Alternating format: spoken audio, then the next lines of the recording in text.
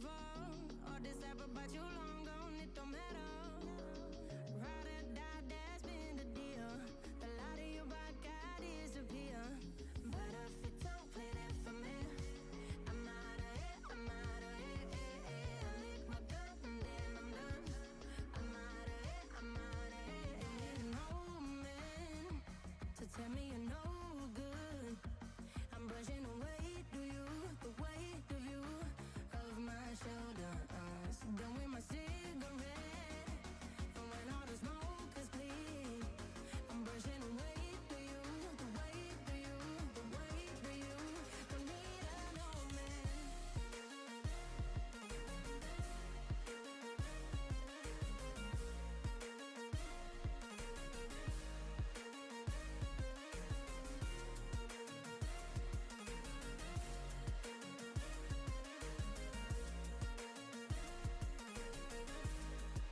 Don't need a no man. Back and I'm better.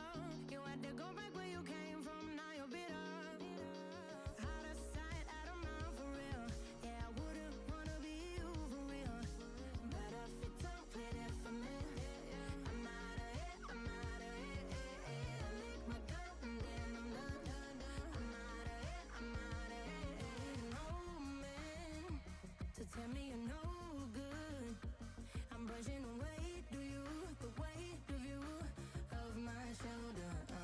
Done with my cigarette, and when all the smoke is clear, I'm brushing away to you, the weight of you, the weight of you. Don't need a no man.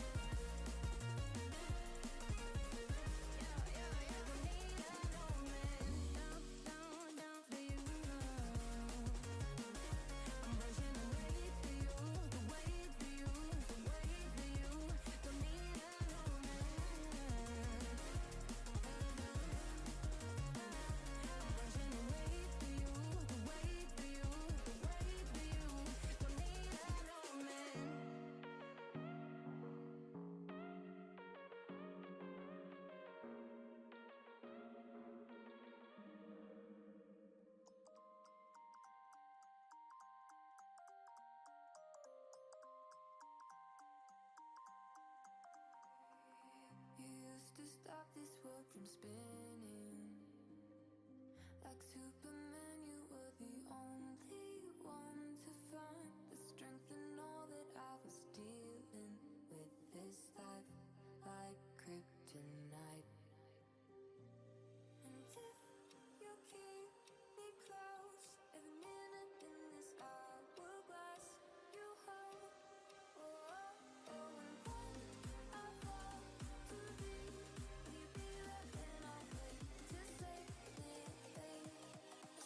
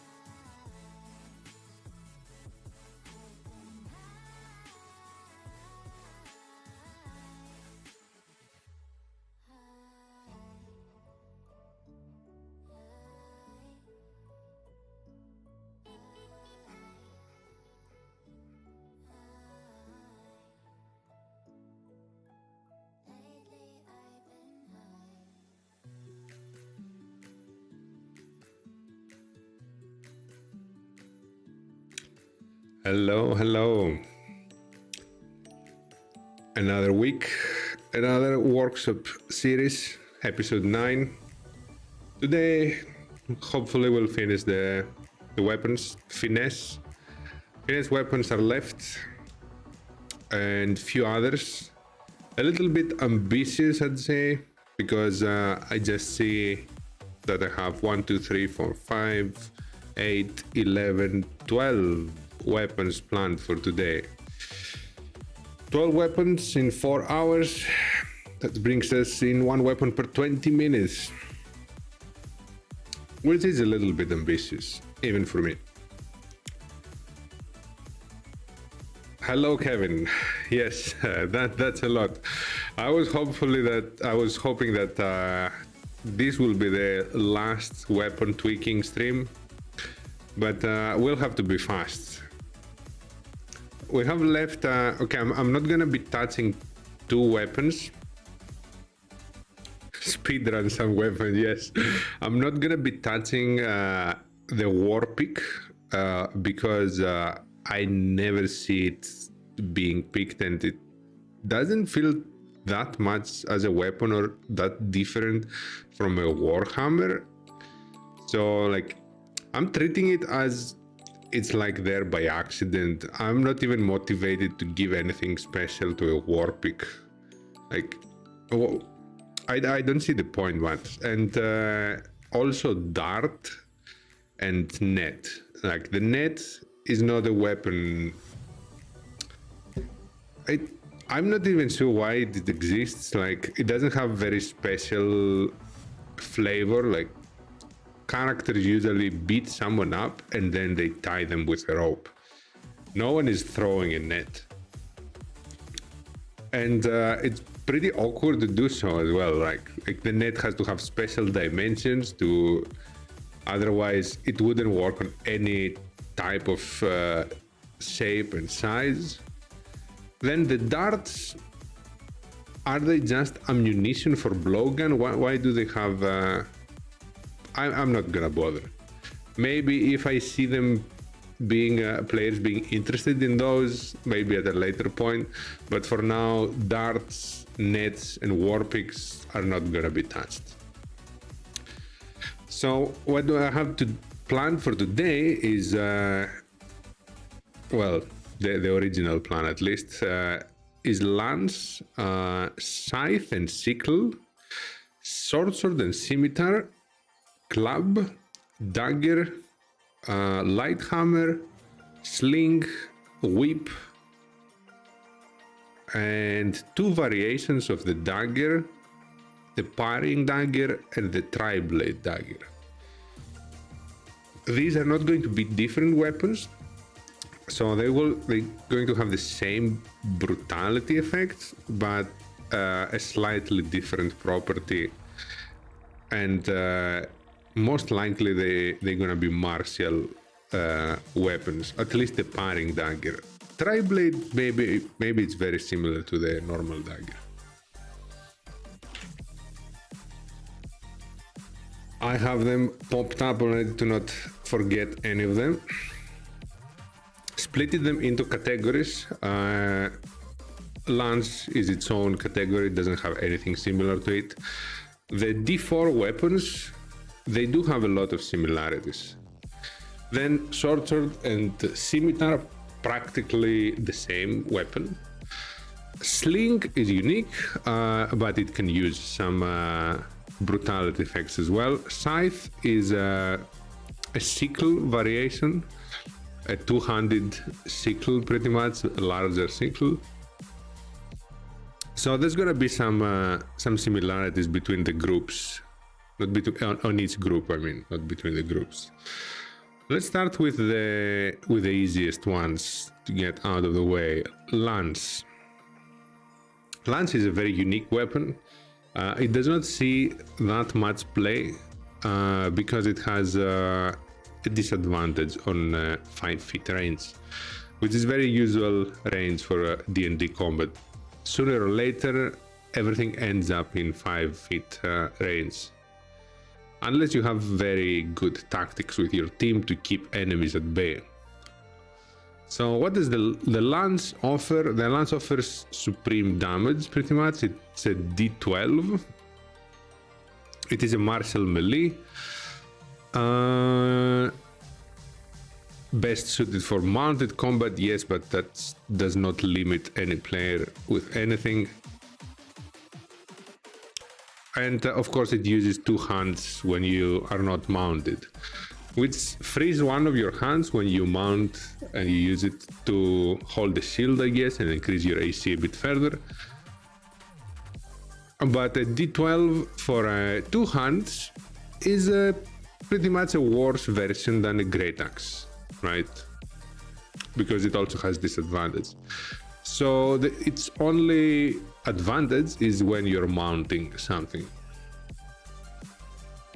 With that in mind, what kind of brutality? Well, we don't want to change it. It is functional as it is. It serves a purpose. It's not supposed to be a weapon that is used outside of mounts. So we're not changing any of its core identity. We just want to add some brutality effects because all the other weapons are getting some as well. So imagining a lance, the first picture when I try to imagine a lance is the classic knight jousting events that two of them are pretty much running opposite of each other and clashing lances on their shield, and one of them falls off, or until one of them falls off. That's the most iconic image I get when I'm trying to imagine lance combat. I have not actually seen them in, I can't remember, I might have seen them in some movies, but I can't remember any actual fight scene in war, in combat, in non-practice, non-tournament environments, let's say, that the lances were used. I'm not even sure what are their advantages against infantry. Like against another knight, mounted knight, I get it. Like they have massive impact. They're pointy. The horse brings the momentum of this giant mass weapon to high speed. But against infantry, I'm not sure how effective they would be, because they look a little bit hard to turn and rotate. Looks like they only have a straight line effectiveness. So with that in mind, what kind of brutality could we give them?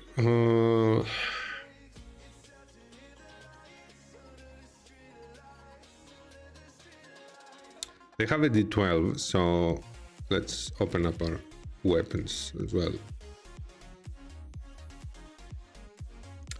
So the chances should be similar to the Great Axe.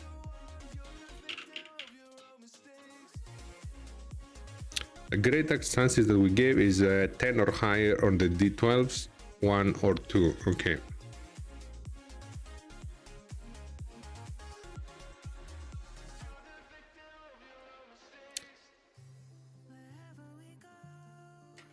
Lance.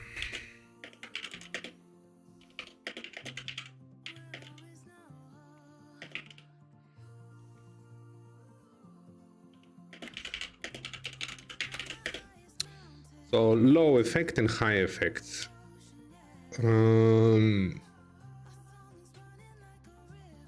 inclined to give it damage against other mounted combatants, or knock them off their mount. Knocking them off their mount would make sense, although it steers the direction of the lance completely towards mounted combat. But maybe that's its purpose, you know.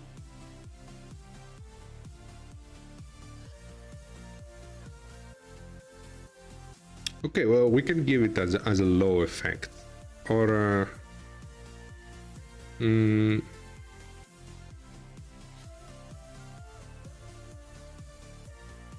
Feels like a stagger effect is also appropriate. Getting hit by that type of weapon. Yeah, I think a stagger effect makes sense.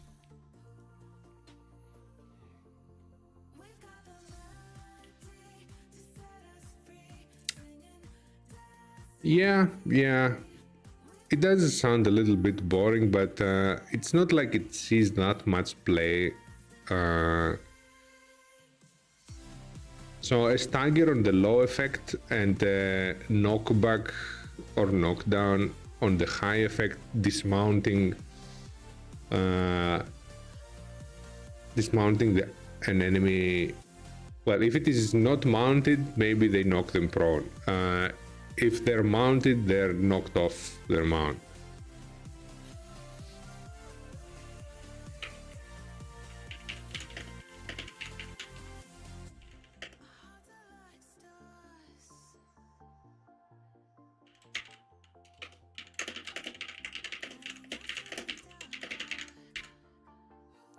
Okay, to make it a little bit more special, we can, on the high effect, we can knock them prone and take their ability to get up until the start of the attacker's next turn.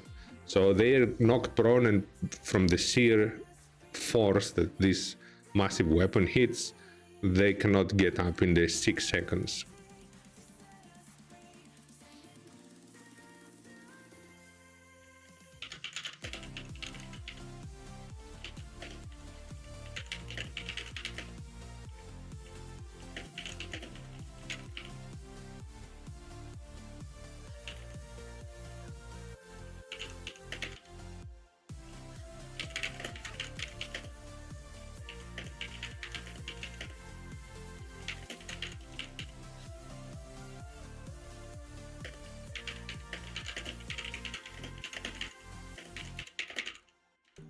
Okay, I think lunch was done in less than 20 minutes, so we're gaining time for the rest.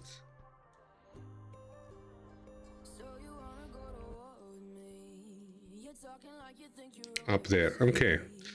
Which one should we do next? Which one do we prefer, Kevin?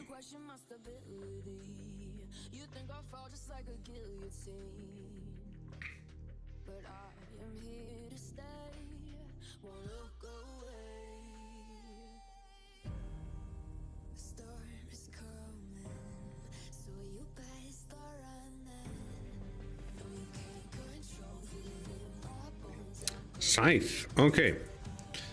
Scythe and sickle. So I've attempted in the past to make some scythe weapons because there are some players who are really fascinated with them, and I did happen to read about them.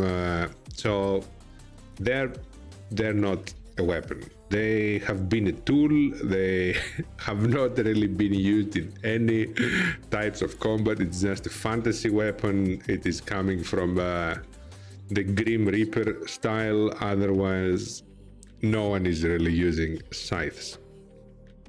So we kinda, yes, they're farming equipment. So we are abandoning logic here, right? We accept that we have abandoned logic and we're not really going with anything realistic. We're just imagining. So scythe and sickle, one of them one-handed, the other one two-handed. The one-handed is deal 1d4, is dealing 1d4. I don't want to change that. That should be the 1d4. So the dual, the two-handed scythe.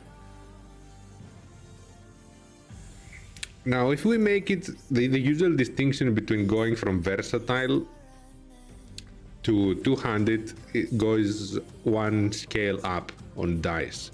So a d8, a longsword deals 1d10, one two-handed. But if we make the scythe a d6 from the d4, I think no one's gonna use it ever. Like, we will be making a weapon that is never picked. On the other hand, I cannot see a huge jump to make it a D10.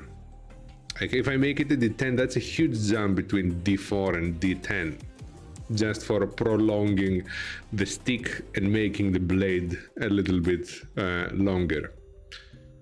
So I'm inclined to make it a D8 two-handed weapon. I don't think we have any other D8 two-handed weapon, which lacks damage, as you can already realize.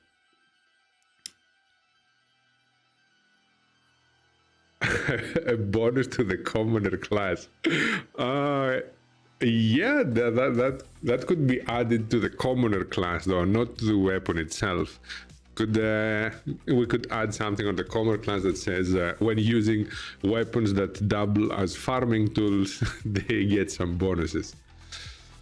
So what I want to do here with the scythe is keep the D8 in the two-handed form and give it some power in terms of effects or abilities. So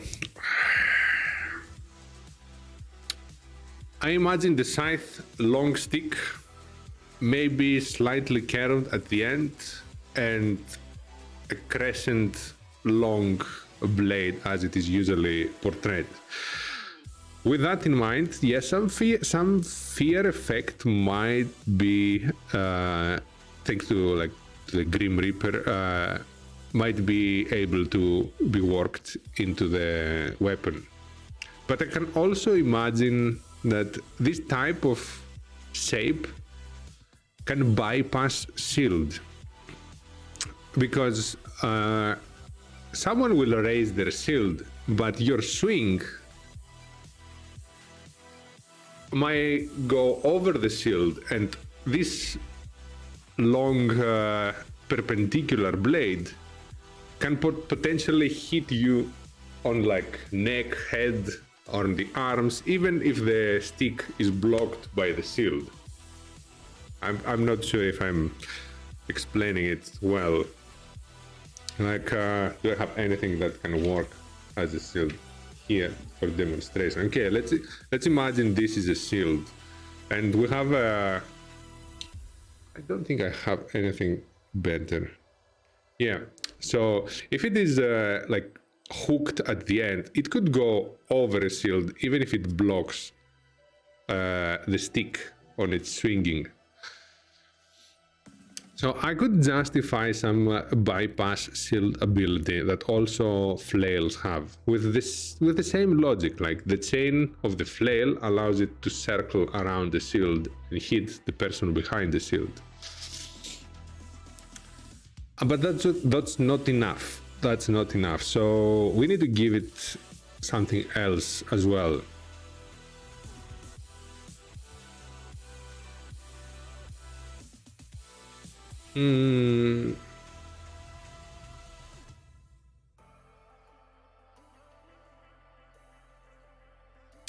Hello, Victor. Welcome. We have the same microphone, the same mic stand. I don't think the mic stand is very unique. It's super generic. I don't even know if it has a brand, so it is very possible that we have the same if you bought a generic one. It hits a target within 5 feet, you'd be sweeping it with it.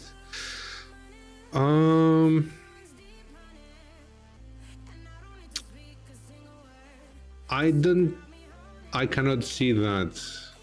I understand the motion, but it's not a heavy weapon. It does not pack up that much punch, and that's also reflected on the lower damage dice. So it should not have an effect that seems and sounds impactful that much. How about we give it finesse ability? What do you think about that? I imagine bleed effects have been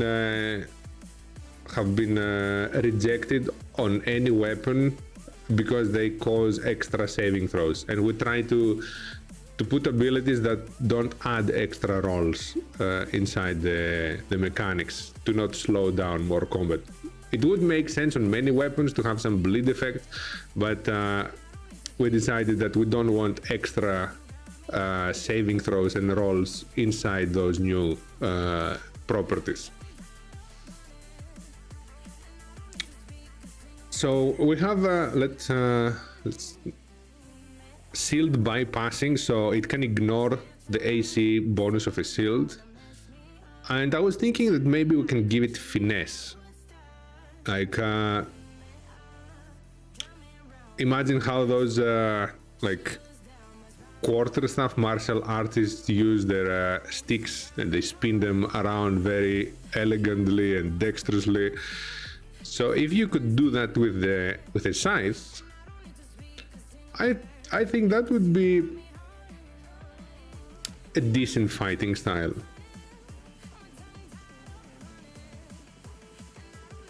And maybe that's where a fear effect could come.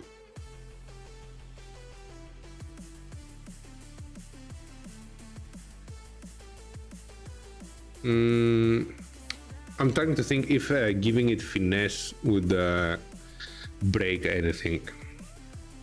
It's a D8 weapon with 2 hands.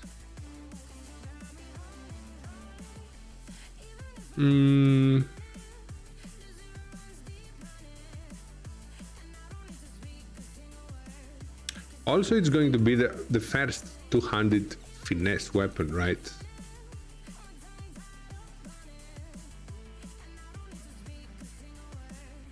Does it have reach? Good question. It could have reach. Yeah, we could give it reach as well.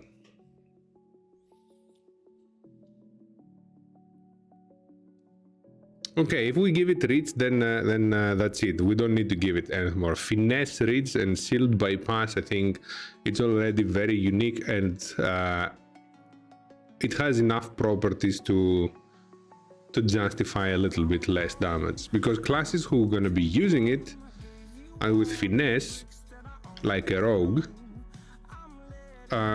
would have extra damage from sneak attack. He would not care too much about the damage of the actual weapon.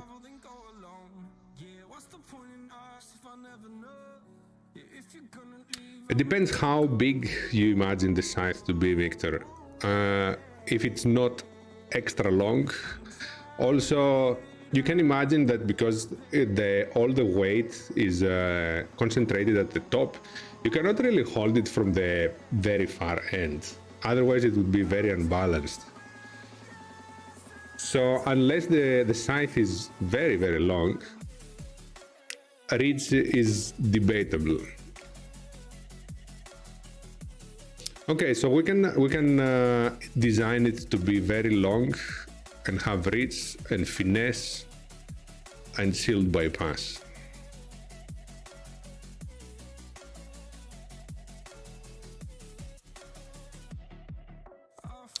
A crescent massive blade mounted on top, not a short haft, a very long shaft.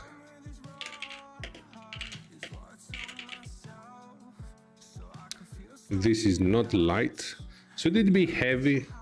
It should be heavy too, right? Or not? Maybe it's not that heavy.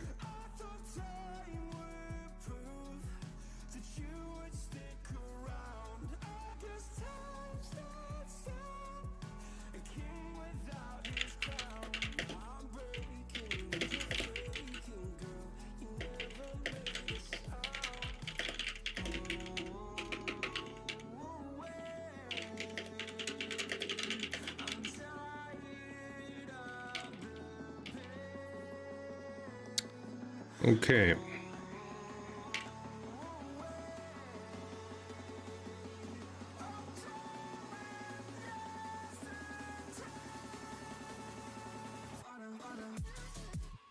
So damage formula 2d4 or 1d8?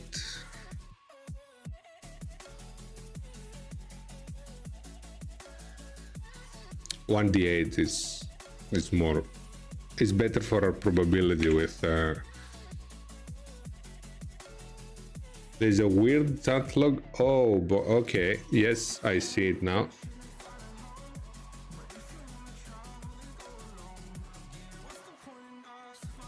Okay, better. Yeah, I think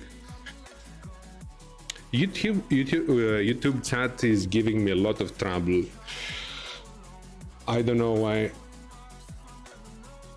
it's so hard to work, while Twitch one was very easy to set up.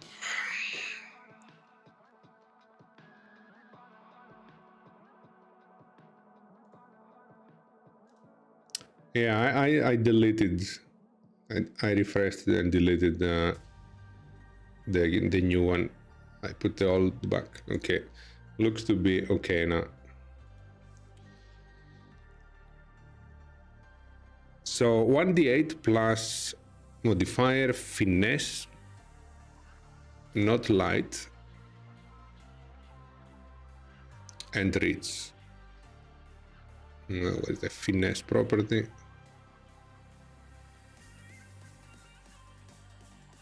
Wait, oh, there it is.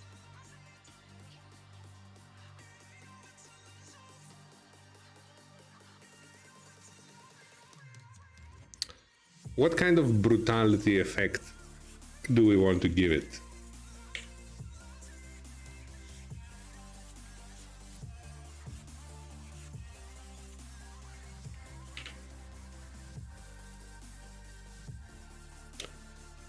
Oh, and the shield bypass, I forgot to mention. That was from Flail, right? Yes.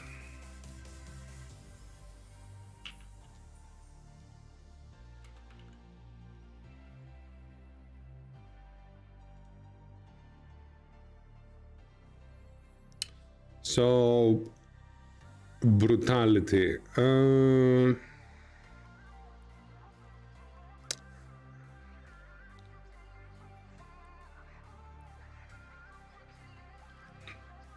You can give a frighten effect on the low.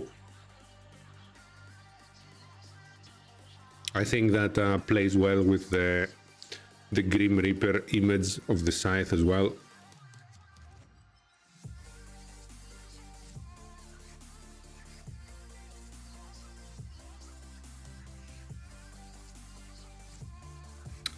So scythe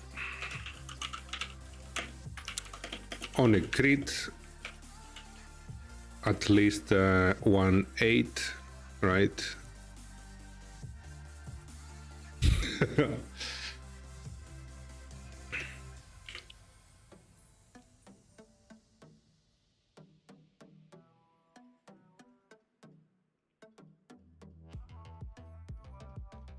So fear effect, frightened condition on the low effect that ends at the start of your next turn.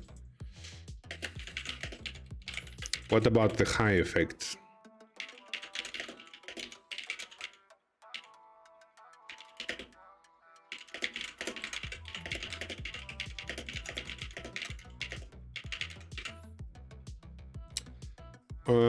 High effect.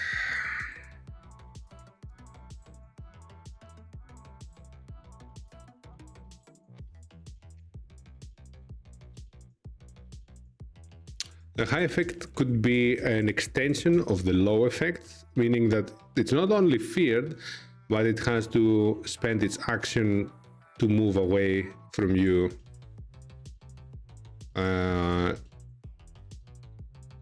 To spend its action to take the dash action, or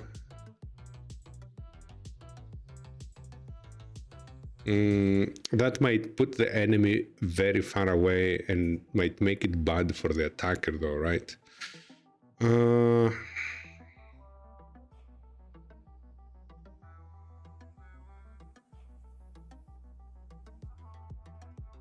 And also it would not use the the disadvantage in the attacks. So we could put on the high effect that the target has to move away from you with its movement on its turn, if possible, if it has movement left.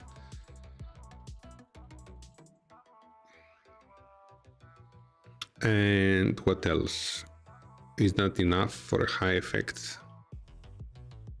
I think it actually is, because melee enemies would be made useless if they move away from you.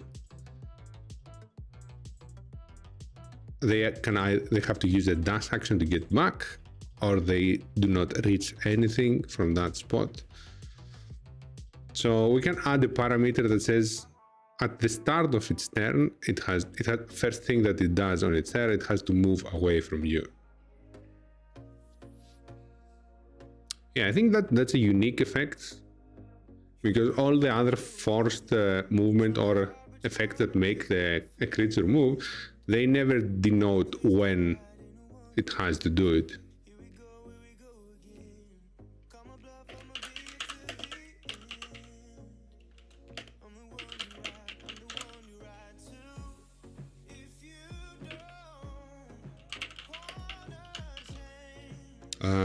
The target has to move away from you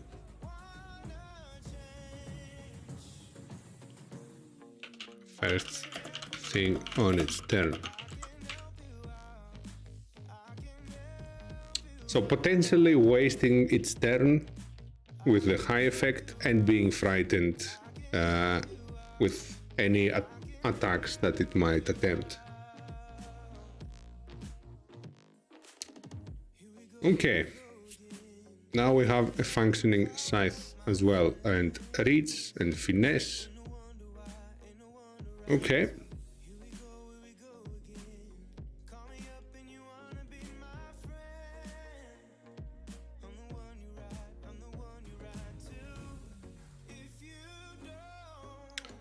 Now what about the sickle? The sickle that is similar.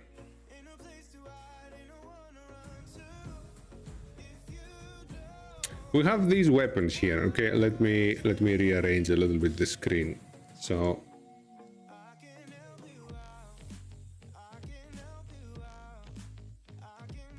we have a club, we have a sickle, we have a light hammer, a whip, a dagger, and some variations that I want to do for the dagger as well. But these are just variations. And the sling as well. All these are the D4 weapons that are not very popular, as you can imagine, because of their low damage. I think the only exception might be the whip.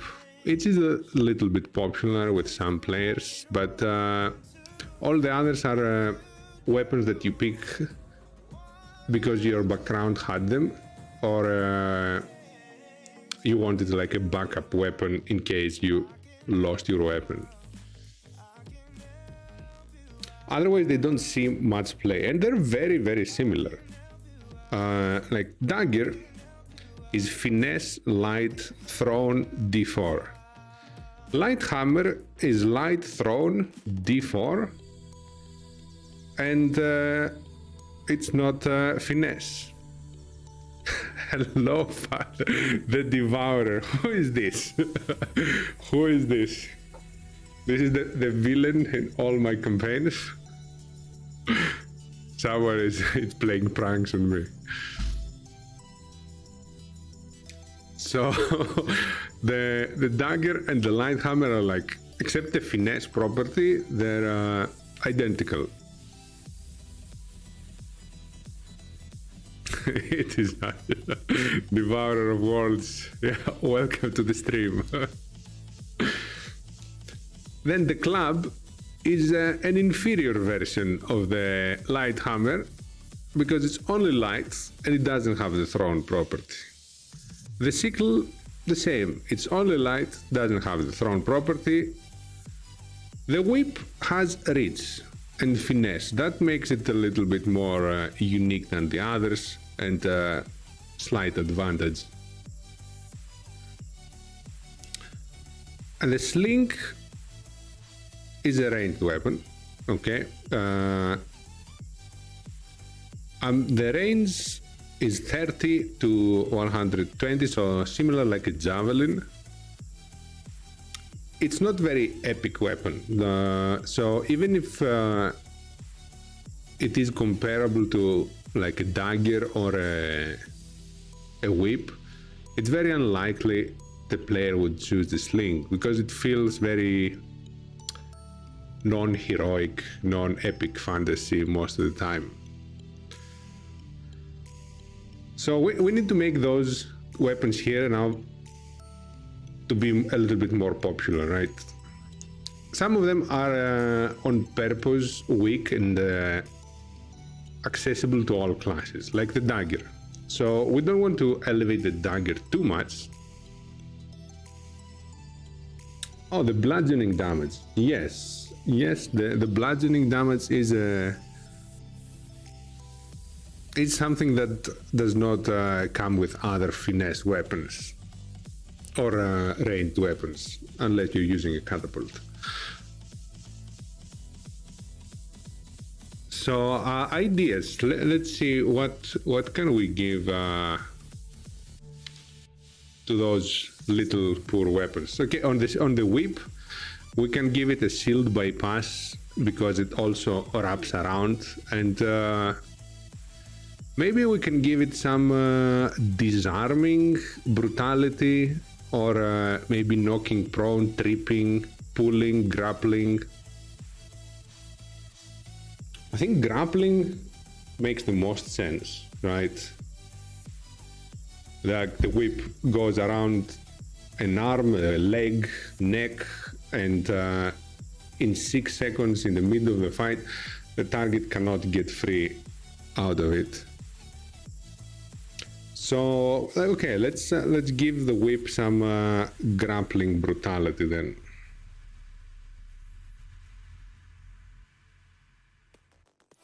Also, brutality on the whip, it's much easier to trigger because you have way more chances with 2 d4s to have at least 1 4.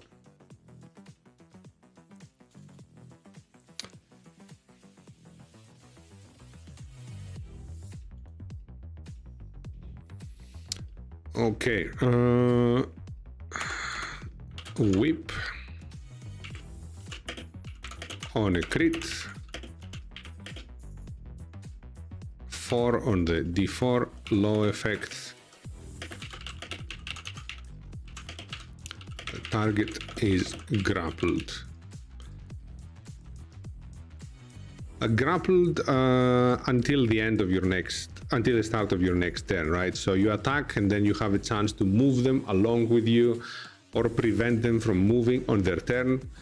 But after those 6 seconds, they should have enough time to undo the grapple, or the fight naturally would undo the grapple.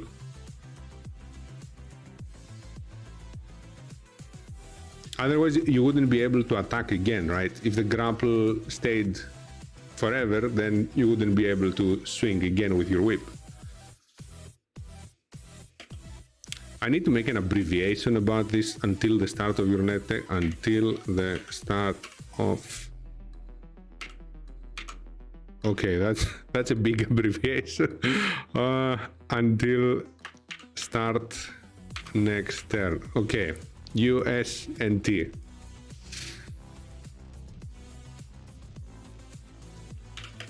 And high effects.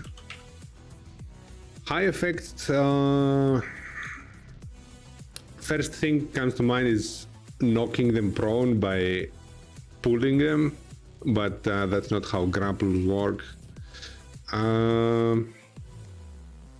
And also we have given many other weapons similar effects.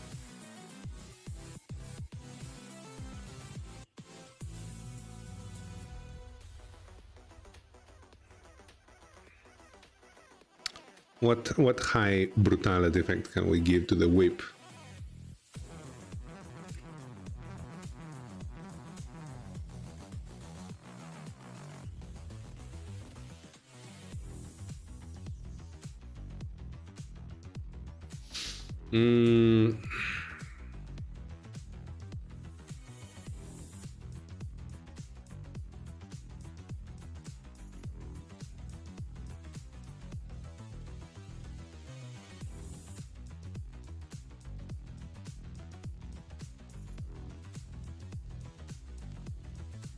since you're grappling someone with your whip and pretty much you have some control of their movements, I'd say. Like you cannot let them go very far away.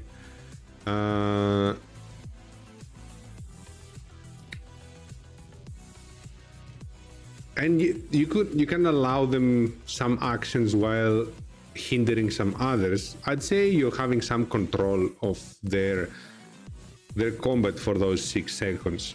So maybe that translates to giving you advantage against them on your next attack and the bonus damage to your attack.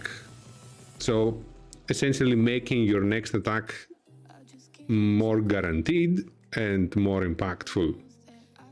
Maybe you can use another weapon for the second attack, or maybe you get a chance to switch weapons, like by letting the whip go at a favorable moment and getting out, I don't know, maybe your scythe. So high effects, advantage on the attack, on your next attack, on the target.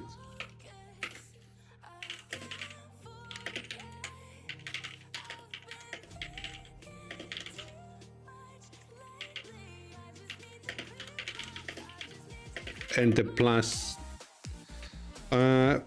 static numbers or proficiency bonus, or maybe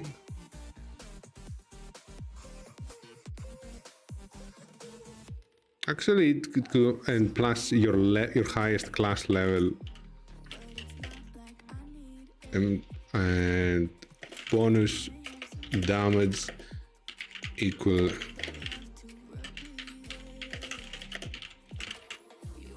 Okay,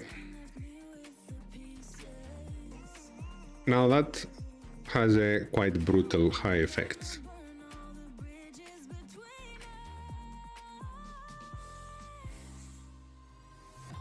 And with that, scythe is also done.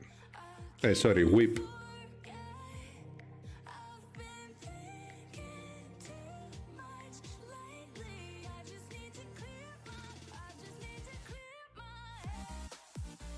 Okay, 40 minutes. We've finished 3 weapons. We're good on time. Now, sling. Sling does not need like real changes. It just needs a brutality effect right now.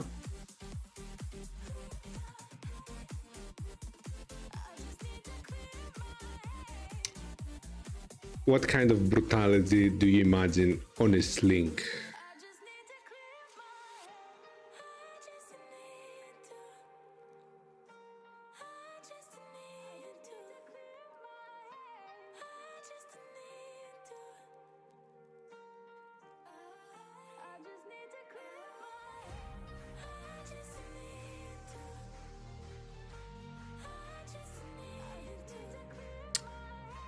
Is something wrong with the chat again?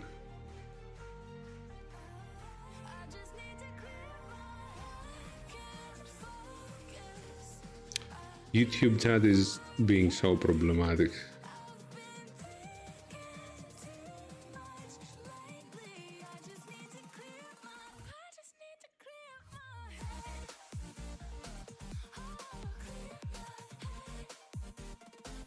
Okay. Sling brutality. On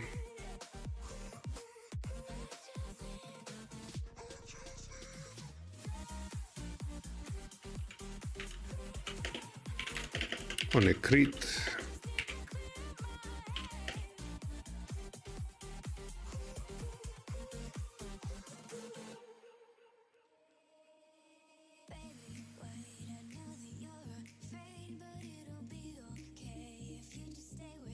It could, since it's bludgeoning damage from range, maybe it could lower AC if it's doing enough damage to an armor, but no, Sling does not do that much damage to affect armors.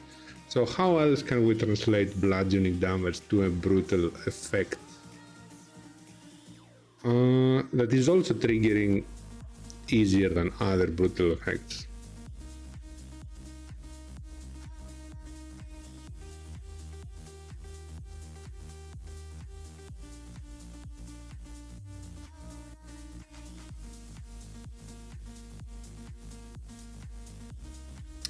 Oh, the possibility of a headshot. I mean, translating it into a headshot. So if the crit triggers a brutality, we can translate it that you hit their head, meaning decent extra damage.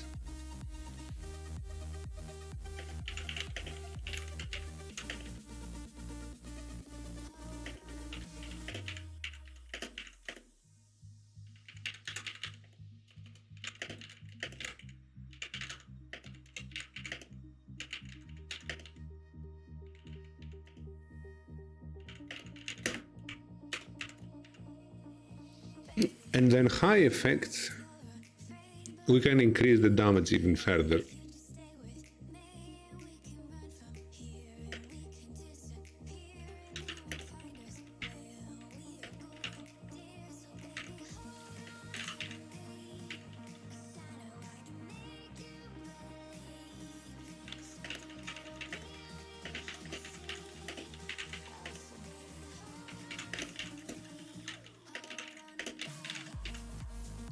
Okay, now we have a very heavy hitting sling. On a crit, this sling will decapitate people.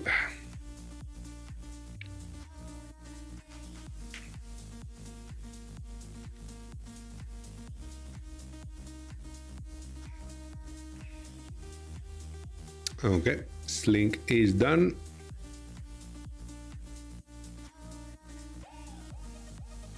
Now let's tackle the sickle, who should have similar effects to the scythe.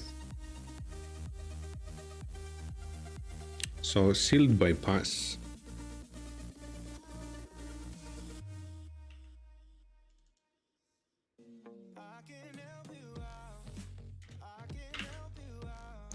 And brutality, what did we give to the scythe? So frighten and high effect. Okay, the sickle is not that frightening, so we can keep the first effect but not the second.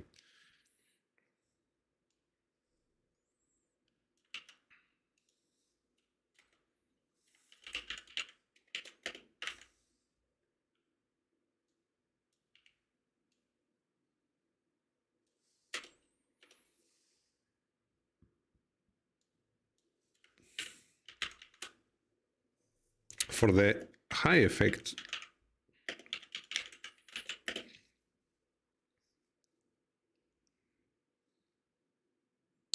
it could disarm maybe.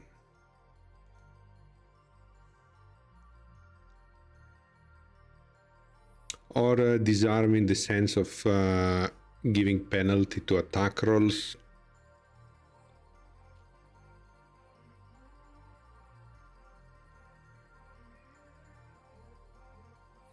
Or, okay, since we're going with fantasy weapons, right? Sickle and scythe being the weapons used by the Grim Reaper and associated with death and fear, we can stretch it a bit further and say that the high effect, the target cannot receive healing on this turn, or whatever healing receives, it takes it as damage instead. Of course, it doesn't make sense like a normal weapon that does that,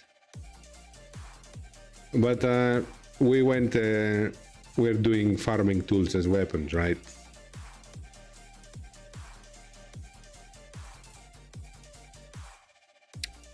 Other than that, what else?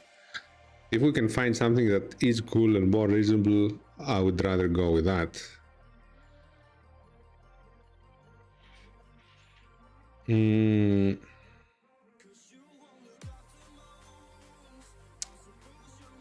Sickle. What image can do I can't even have an image on my mind with this weapon. Like, I do not remember any fiction, any movie, anyone fighting with a sickle.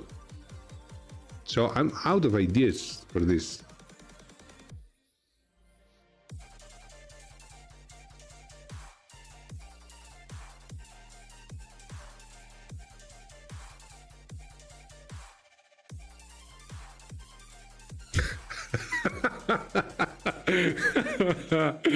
High gather crops. One.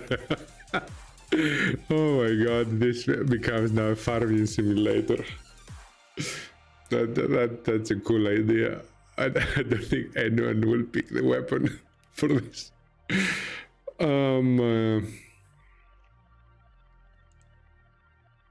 Okay.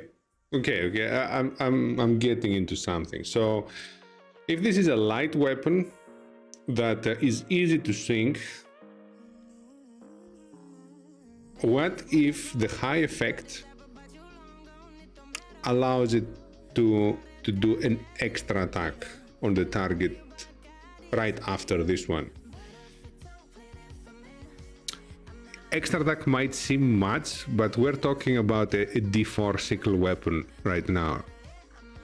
So, and the high chance of the brutality, right? So 5% to crit, then 10% to trigger the high chance. So maybe if you're that lucky, maybe you're fast enough and you're swinging left and right like you're harvesting corpse and you attack twice, right? I think it's more viable than the crop harvesting and the rations and or the turning healing into damage.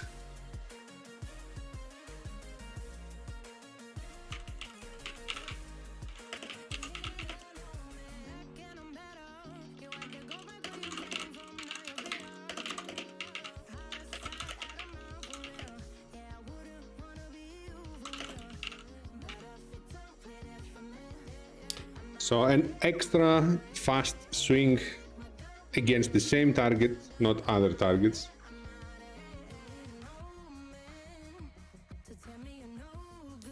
Like a hatchet. The hatchet would not be that... I think it's more lightweight than a hatchet. So I am focusing on its lightweight property now and try to boost with that theme. Okay, sickle done. Now have dagger, light, let's leave the dagger for later since we have two variants for the dagger, light hammer and club. So club is just an inferior light hammer. It needs some properties. Beyond the brutality effects, it needs some properties. And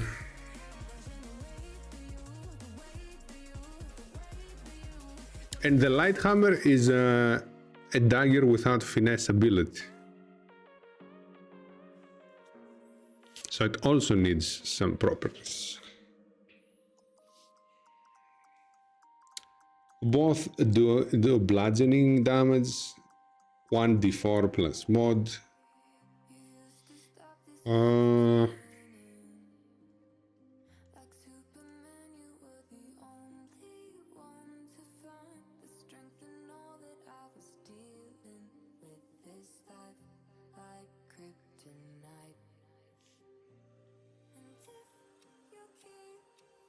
So they're both simplistic weapons that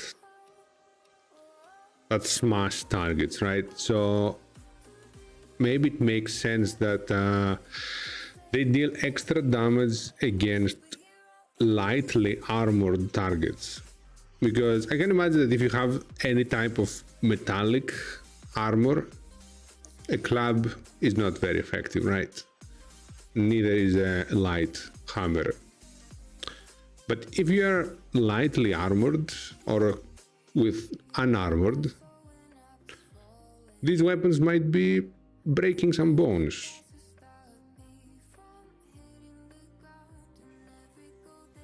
So maybe they deal some extra damage against lightly armored targets.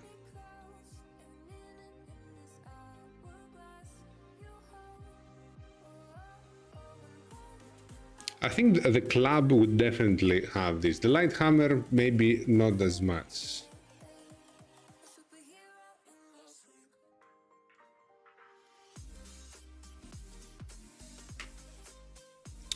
How would we name that property? Bone breaking.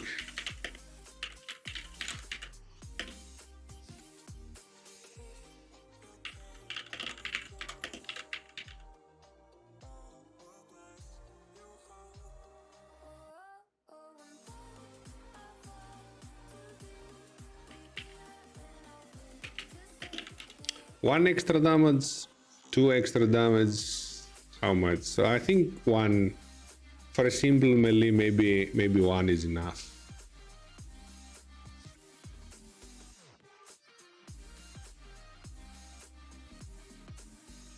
Or two. Let's go with two.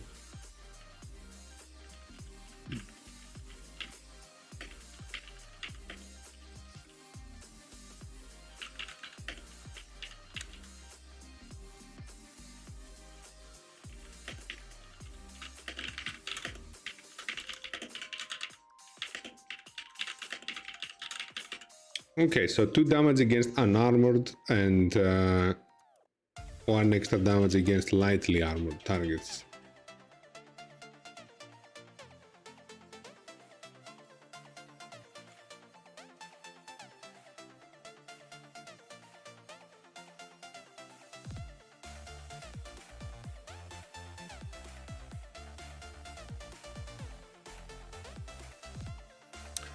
On the same theme, maybe we can have the light hammer deal a lot more damage on an armored, but less damage on heavily armored. So we go like with the extremes.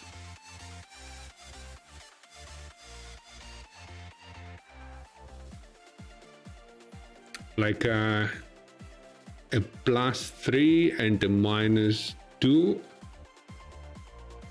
So +3 on unarmored and -2 on heavy armored.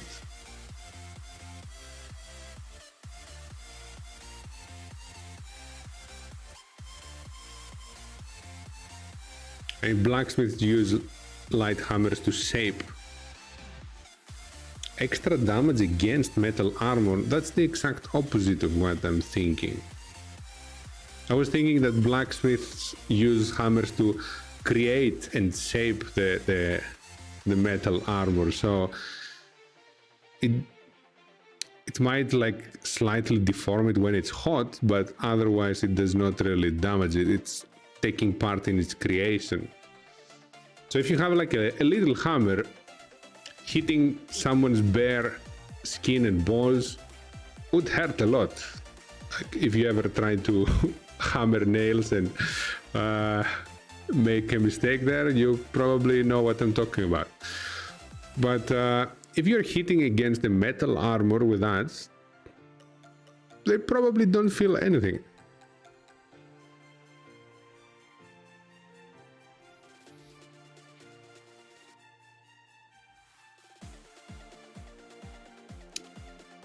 So yeah, I was thinking maybe give them a +3 against unarmored targets on damage and a -2 against heavily armored.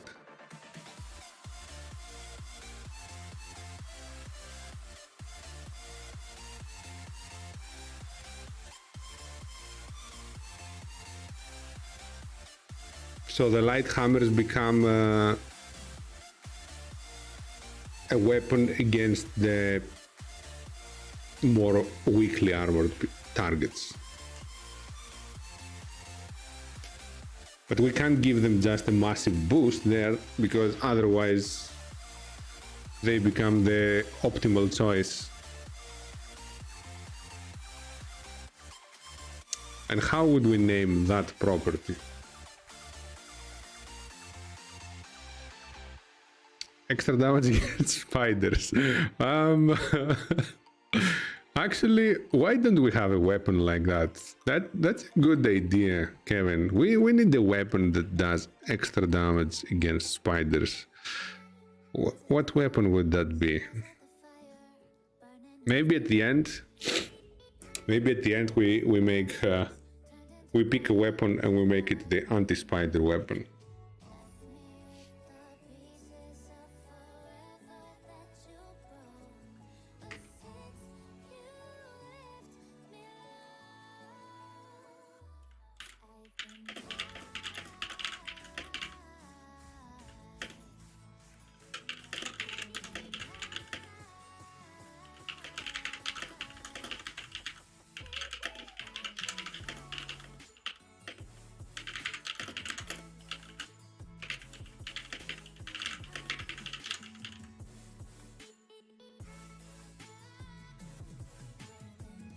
So it has the property make it or break it.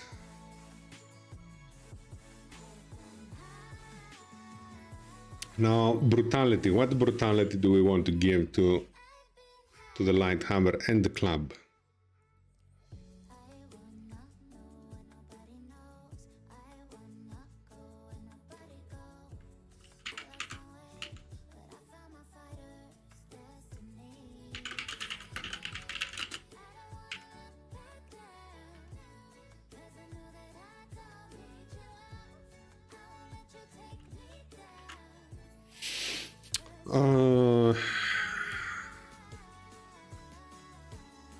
What did we give to... Did we make the Great Club? Or I think we might have forgotten the Great Club. Yeah, we have forgotten the Great Club. We need to make a Great Club too. Okay, so club and light hammer, bludgeoning damage, both impact weapons.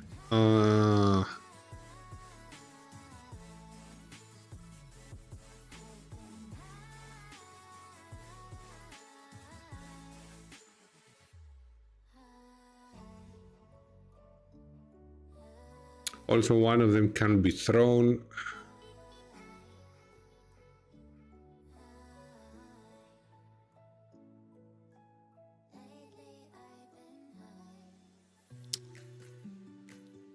I'm running out of ideas. We have used so many effects on other weapons. I'm trying not to repeat effects, but I think it's inevitable.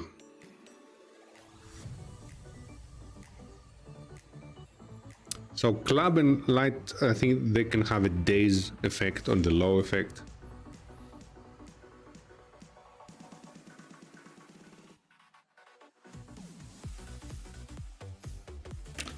Target is dazed.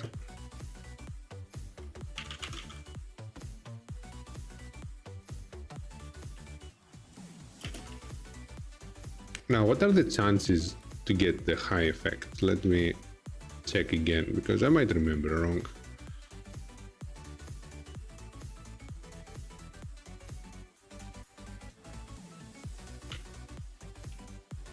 Okay, the chance for the high effect is actually low, so we can put a stun.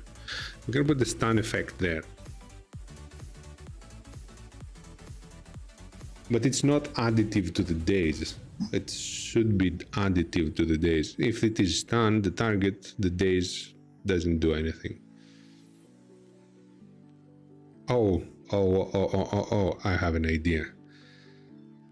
So on a crit, on the club,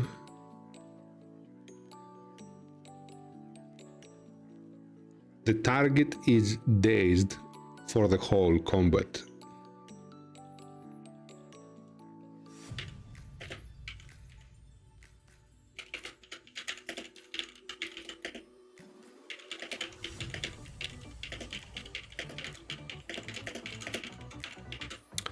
And then for the light hammer,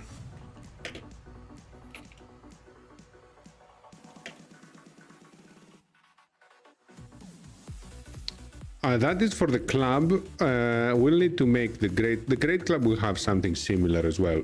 Maybe it can have even the same effects, because essentially it's a stick and a bigger stick. There's not much difference between the club and the great club mechanically. For the light hammer though, high effects, what can we do? The low effect is daze, the high effect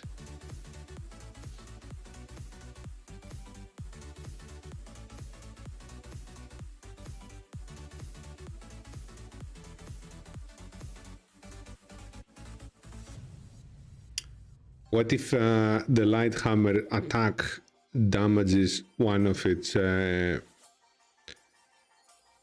target's limbs so much that they cannot use that limb? So for that turn, like one of their hands becomes disabled, or I would say one of their legs too, but maybe they have many legs.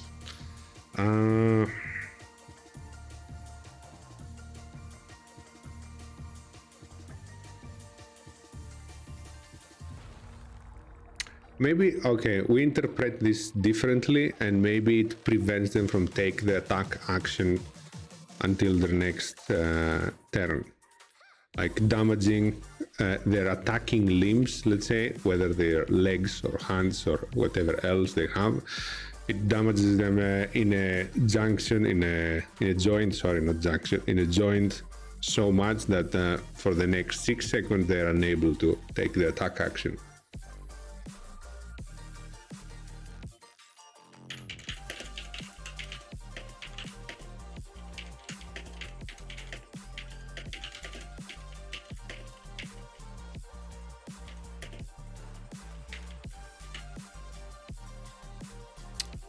Okay, with that we have light hammer and club done. The great club, I think it's easy. We can just copy the club properties. It is just a bigger version. I don't think it needs to be substantially different. It doesn't even have a different shape.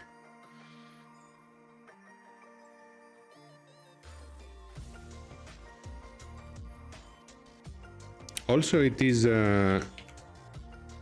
simple weapon, right? Yes, it's simple melee.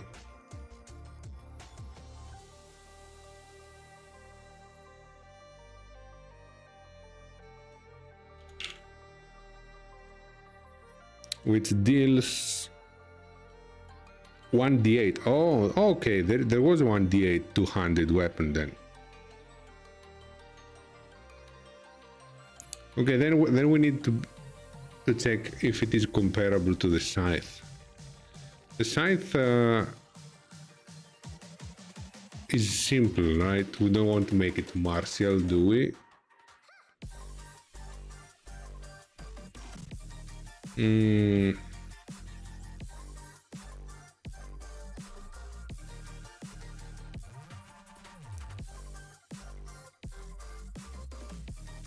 Oh, we can keep it simple, I think.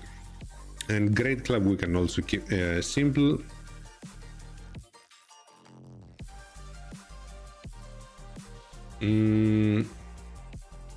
But the great club I would change to 2d force.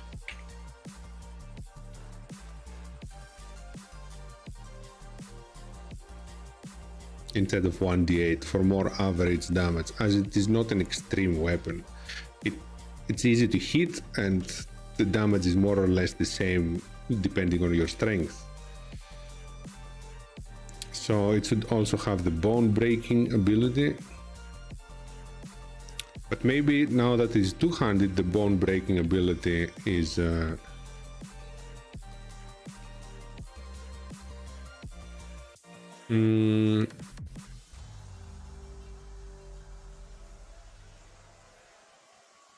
yeah, it could go up by 1. So 3 extra damage against an armored target and 2 extra damage against lightly armored targets.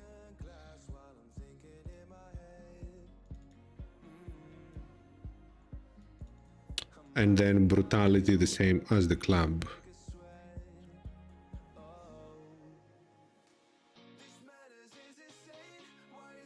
But it has significantly higher chances now to crit. Not to crit, sorry, to trigger the effects, because it deals double the dice. So that's the advantage of the Great Club. It might look the same as a club mechanically, but its chances now greatly increased.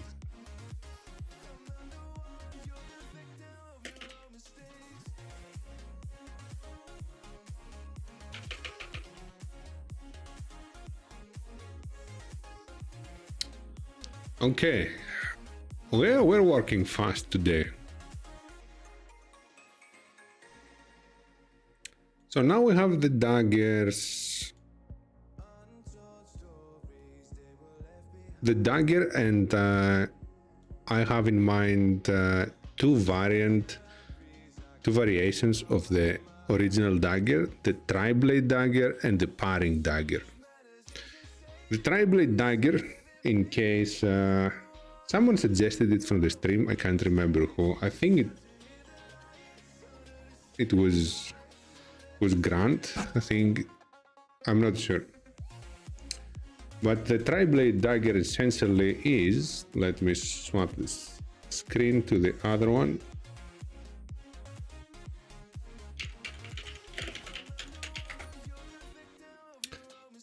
That's what a tri-blade dagger is.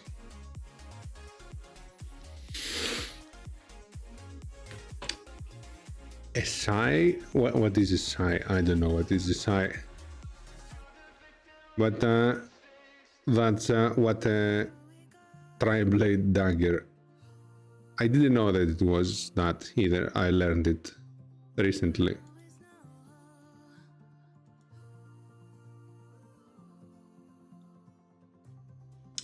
So what it actually does, it's not very different from like the mechanics, the fighting style, etc., etc. It's not different than a normal dagger. You point the pointy end towards the enemy and you stab. Like, it is as simple as that. The difference is that this type of blade is causing more damage. So the mechanics should be similar to the dagger,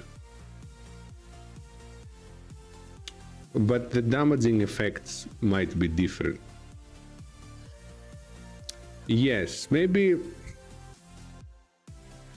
No, not a martial dagger, because martial implies that you need some extra training in order to use this weapon. Like, that you need to be not exactly proficient, but like have used extensively and learned how to use this weapon with more training than a simple weapon. The simple weapon, like, normal people can learn how to use most of the time.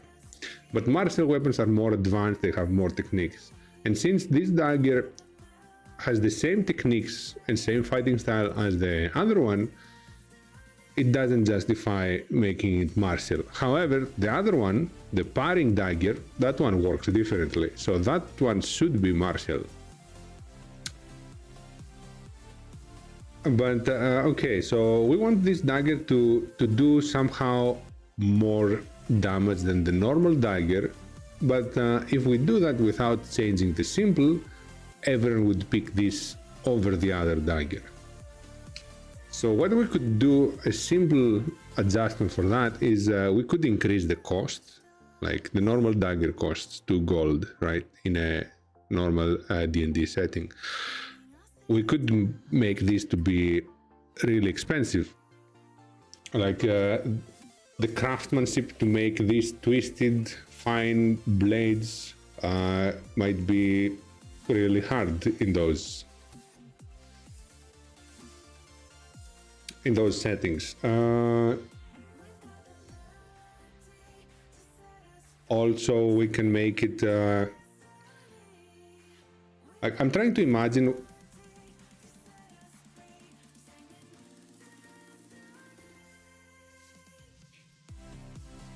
Yes, so rogues would be able to access this dagger. For rogues, it would be perfect. It is almost as if it is designed for a rogue, because it's going to be used by the rogue and it's going to do more damage. So that's what the rogue wants. I'm trying to imagine now, how does a sheath of this dagger look like? Because the normal dagger, I know how the sheaths look. They just slip right in and they get concealed easily with the sheath. This one, the sheath might look very weird.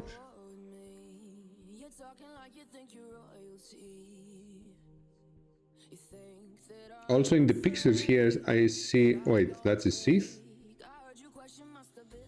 Uh,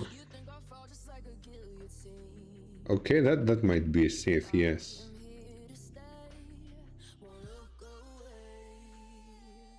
Okay, so the Siths do not look very inconspicuous.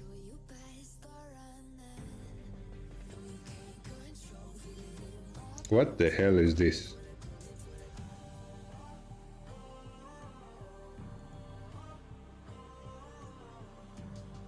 Okay, this is the best example, like, or this one.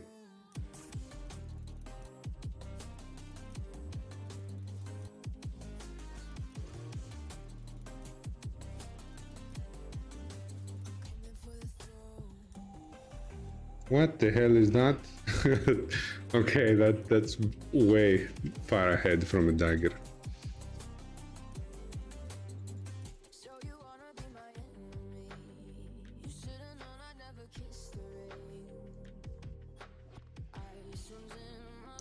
Okay, enough looking at pictures. So what we want is a dagger that has the same mechanics, but different maybe acquisition and different damage.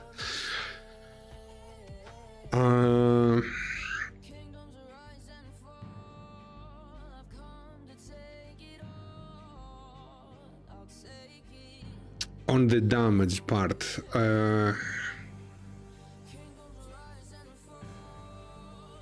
let's start with the easy things, right? Okay, we can increase the cost. We can make this dagger cost 100 gold pieces, which is unobtainable at first level, let's say, unless you don't buy anything else and you roll for gold, you get 100 gold, and you only get a dagger, no food, no armor, no clothes. But later on, of course, 100 gold pieces will be way more accessible. So 100 gold pieces as a starting price, then damage could be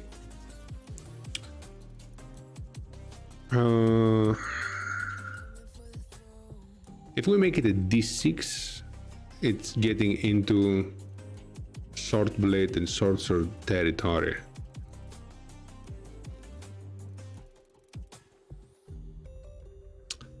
We could make it deal extra damage against anything that is not heavy armored.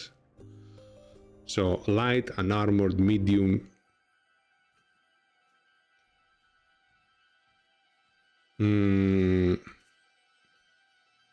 Yeah, I think that sounds good.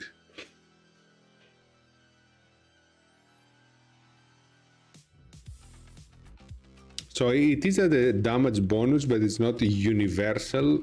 Like, it doesn't deal to everything. Some types of enemies will have advantage against it.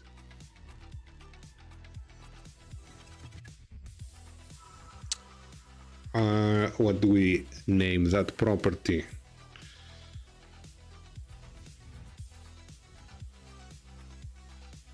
Or is this weapon able to pierce through armor? What if it is? What if it has an armor piercing capability and it's the opposite? That it deals more damage to. Let's ask Google.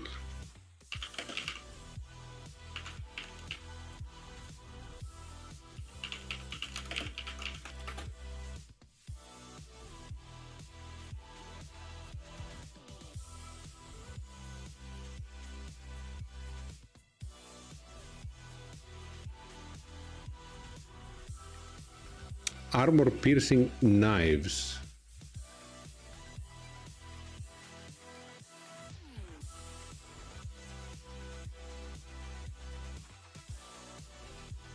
If anything, I think it would cause hemorrhage. Oh, true. True. You're right. I forgot about that. So yeah, we can give it the ability to cause hemorrhage. That definitely can go on brutality effect, but maybe it can be a standard ability as well. So yeah, we can make it cause a small amount of hemorrhage on attacks.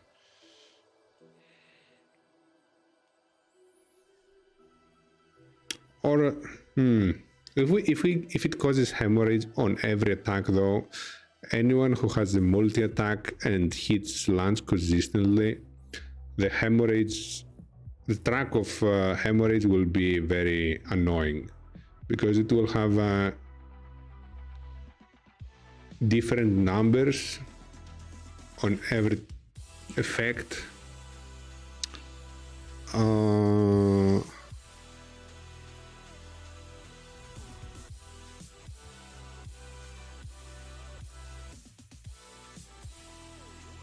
Okay, so we can put the hemorrhage into brutality and give it a high amount to indicate the severe bleeding on the crit, because I imagine the crit, this tri-blade goes all the way in and causes the maximum damage and maximum bleeding, so the hemorrhage number could be high on the brutality effect.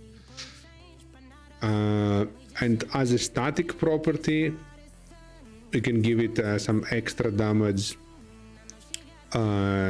against non-heavily armored targets. And the hemorrhage can go for all daggers, since it is a bleed-related weapon. Okay, for the property,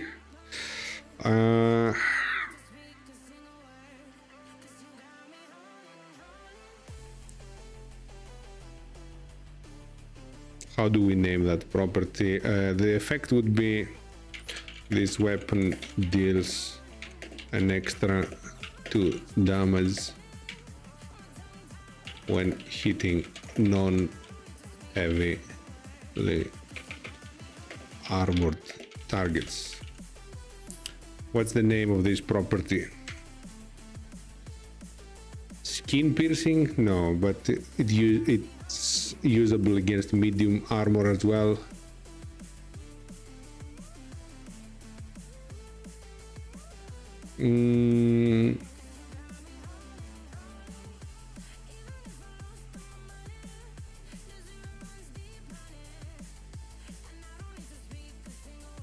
Piercer, okay, simple enough.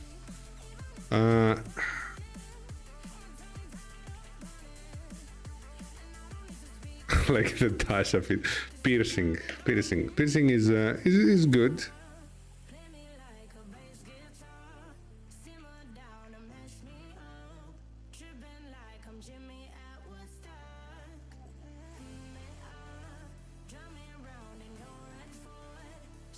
Okay, that's the tri-blade dagger. Now the parrying dagger. Oh, we need to make the brutality effects as well.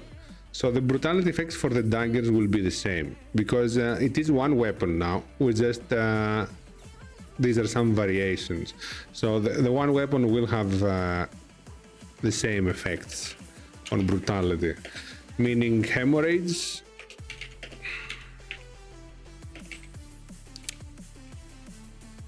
low effect, we can have a low hemorrhage amount, and high effect, a high hemorrhage amount. So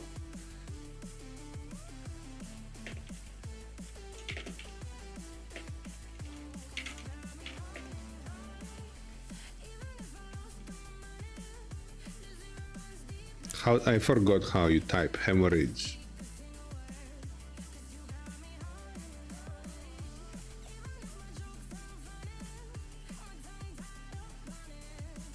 Okay, double R. So the amount could be on the low effect 10 and on the high effect 30.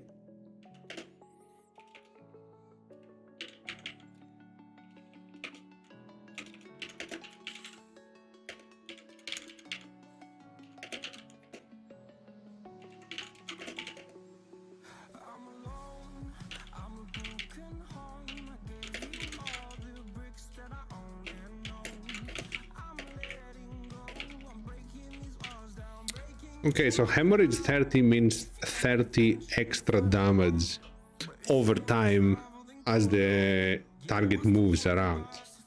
So it's not a low amount by any means, but it does have the condition of moving. So if the target does not move, the damage can be dodged. But it is a very powerful now dilemma for the target: move and reposition to a better position or take 30 damage. And so this will go for all daggers. And the difference now, let me save this before I do something stupid and I lose my changes again.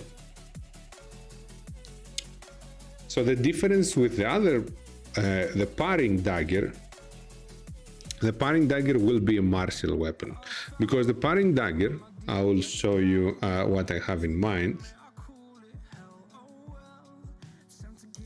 So the parrying dagger has a dagger called Sword Breaker. This Sword Breaker dagger is shaped like that, and it's designed like that in order to catch an enemy blade and snap it. Of course, you need some strength to do that, but you can easily catch and lock a blade like that, and you see on its pointy ends, on its like teeth, it has a pointy end that punctures the blade and makes a weak point when it twists on that spot. So it is specifically designed to be like a counter blade weapon. And of course, there is this trident dagger as well, that is also classified as parrying dagger, but I don't find it that interesting, so I don't want to include that in my games. But there is this one as well, 17th century Spanish sword breaker dagger, that also has a guard against swords. So okay, like this, that's what we're trying to get. A dagger that is helping you on the defensive against bladed weapons or other melee weapons, but mostly against blades. So we will not limit it against blades in game, because there are too many weapons that will not be blades, in contrast with humanity and its wars in medieval, that a lot of them were blades. So it will increase AC as a property against melee attacks, same as the trident.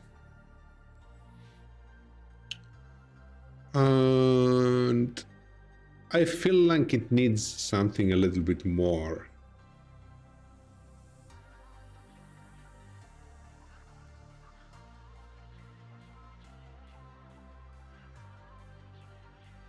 Maybe it could be deflecting as well. Like it could increase AC against melee and ranged weapon attacks, but not against spells.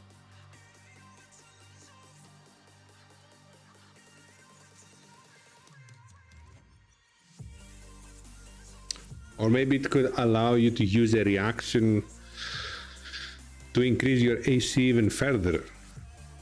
Like the parry is the maneuver, can't remember. There is a feature, NPCs have it definitely, but might be some fighter class has it as well, I can't remember.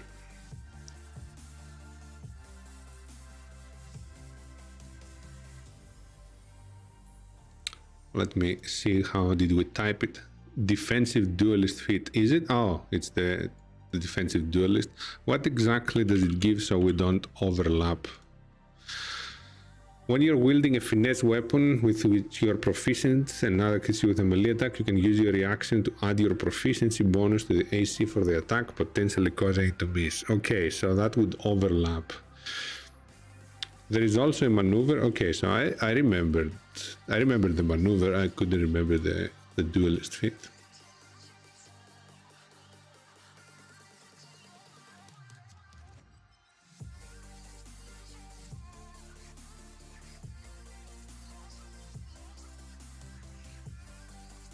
Okay, so if there is a maneuver in the fit, then I don't want to include this in a weapon. That invalidates the fit in the maneuver. Instead,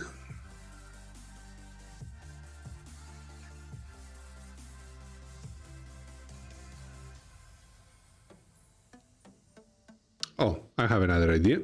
Instead, it could give you extra AC against opportunity attacks even further. So you get, because it is easy to wield, it is a weapon that you can change position and rotate it around your body much easier than a bigger weapon. And because it has this defensive structure, you're aiming to deflect blows with it at all the time. It's gonna be martial, means that you had specific extensive training to use it, so it's not a random guy who picked a dagger and is not now very good at dodging opportunity attacks. It is a guy who trained with that dagger for this specific purpose. So this weapon could give you the parring property, wait, how did I name it again? I forgot. Let me check the trident.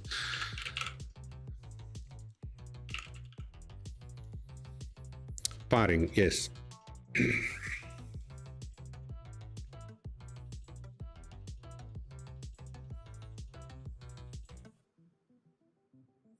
So parring property plus opportunity attacks extra AC.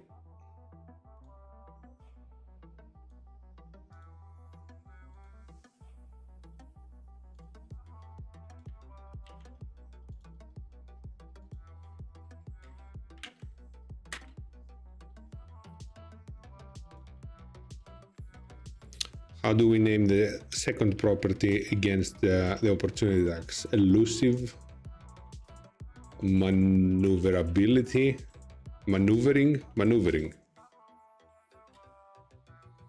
How do you even, oh, I forgot to swap the stream. There we go.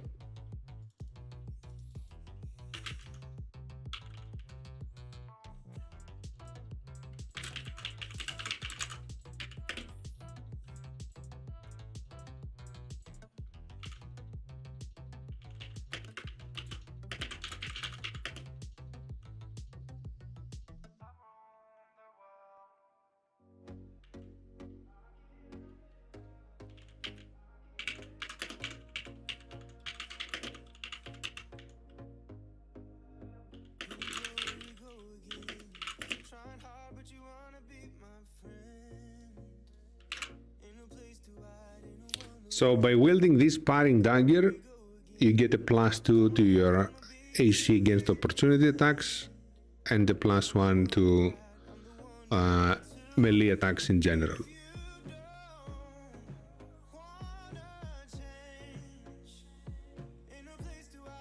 Brutality effects are the same with the dagger because brutality effects trigger when you attack with them, not when you defend with them. And they both stab and bleed people. Now this is going to be martial. Its price should be more expensive as well. I would put this one at 60 gold pieces, as it is a fine craftsmanship and has to be very sturdy as well in order to block and break blades, let's say.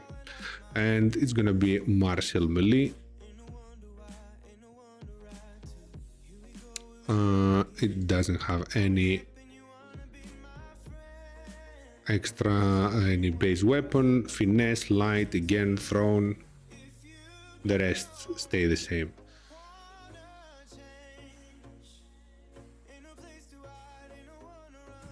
Okay. Parring dagger done as well. Tri-blade dagger done.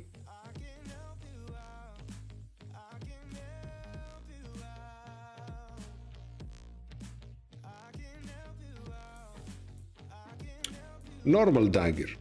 Does it need any rework? I don't think it does any rework. It's cheap, it's versatile, many classes can use it, and we already gave it 2 variants, so I think the normal dagger is fine as it is. Brutality effects the same that we put on the other daggers.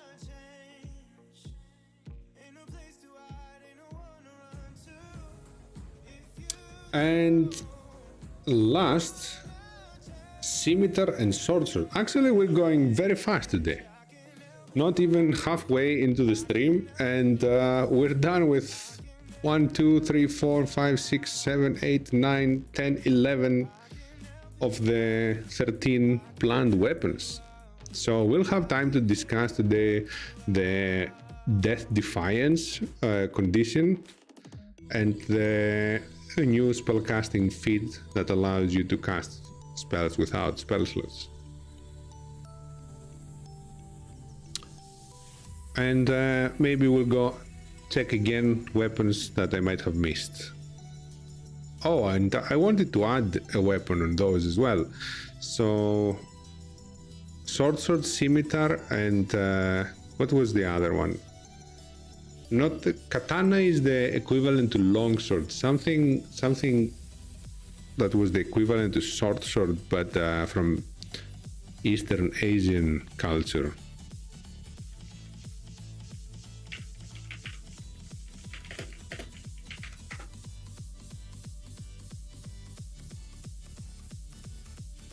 Wakizashi, I think it's called. I'm not sure if I pronounced that right or if I... Wakizashi, I think. Katana was the longer one, right? Yep.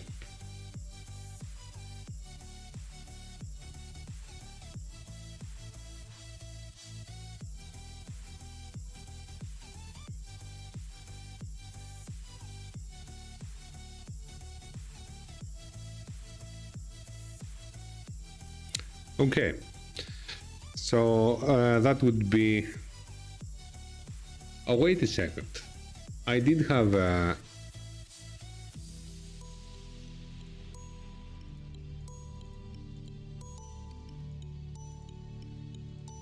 we had a picture at some point with some nice swords to get inspiration. Fantasy swords. Bladed swords, maybe.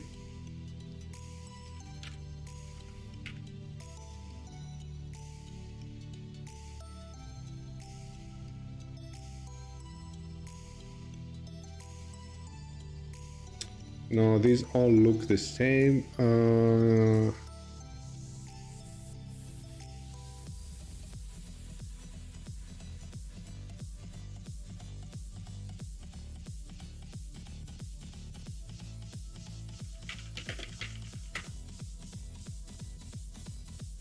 Checking again for the picture that I was it this one? Oh yes, there was the orc something that looked like a machete pretty much. So scimitar is this one, we have this one. The Kopesh is very different. Gladius is very different as well with the sword. The hook sword looks ridiculous. Oh, rapier. We didn't do rapier. I forgot the rapier. So 3 weapons still.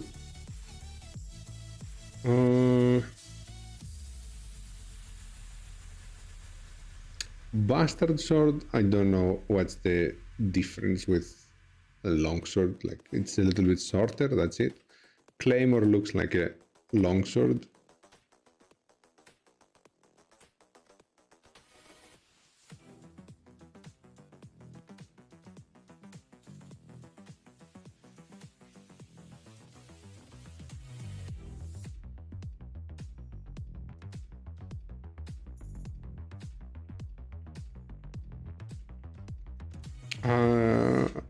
I don't see anything distinctively different.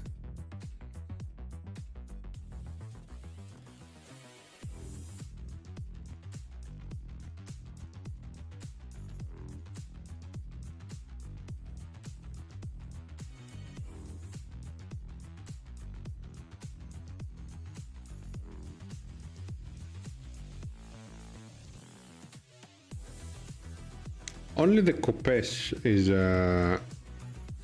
quite different, and maybe we can give it some properties.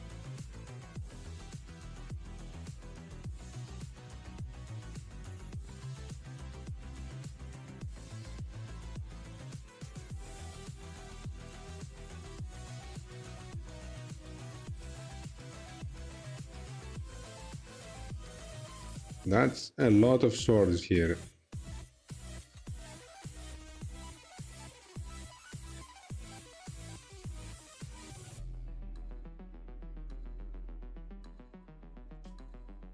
We can go with a machete style, the Orcish cleaver, I think it was called.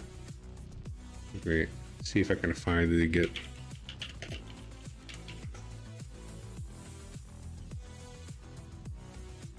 Yeah, it is like a butcher's knife, something like that. More like this, in a more refined. Oh, there we go. This one. That's the picture I was looking for. So we want something like that as another variation of the short sword.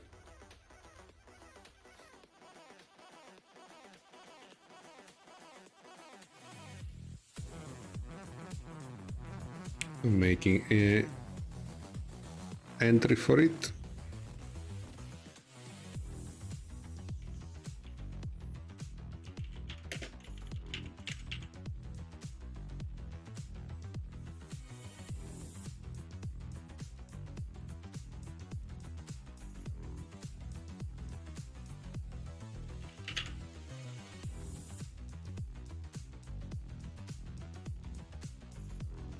Wait, does it have something? Oh, okay. That looks a little bit.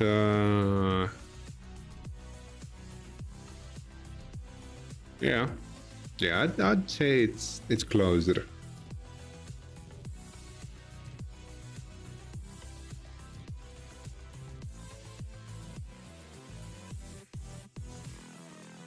Okay, let's do rapier first before we delve into the distinction of those three. Rapier is very unique on its own because it is the only finesse D8 and light weapon at the same time, allowing you to dual wield. Oh wait, no, sorry, it's not light, is it? No, it's not. So it doesn't allow you to dual wield unless you get the dual wielder fit. But it is the only finesse one-handed D8 weapon.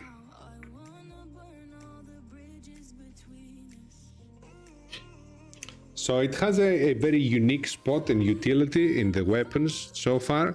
We don't want to change that. We want our rapier to still function as it is.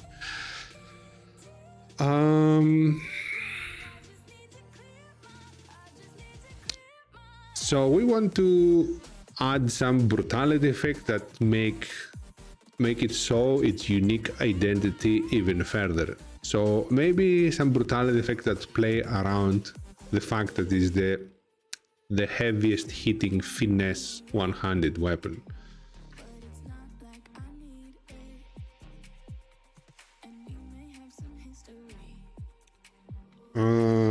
Let's copy a template from another D8 weapon.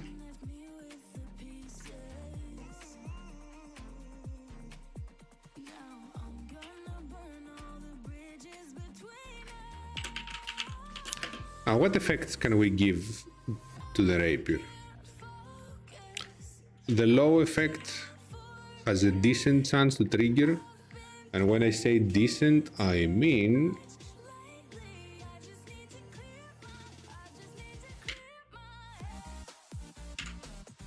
23% to trigger after you crit. So what effect can we give it with 23% chance of triggering?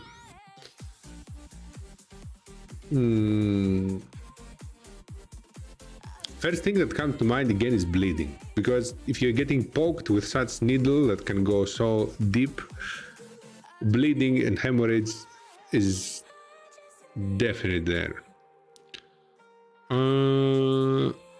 But do we want to repeat brutality effects with daggers? No, we don't. So we want to give it something unique, something different.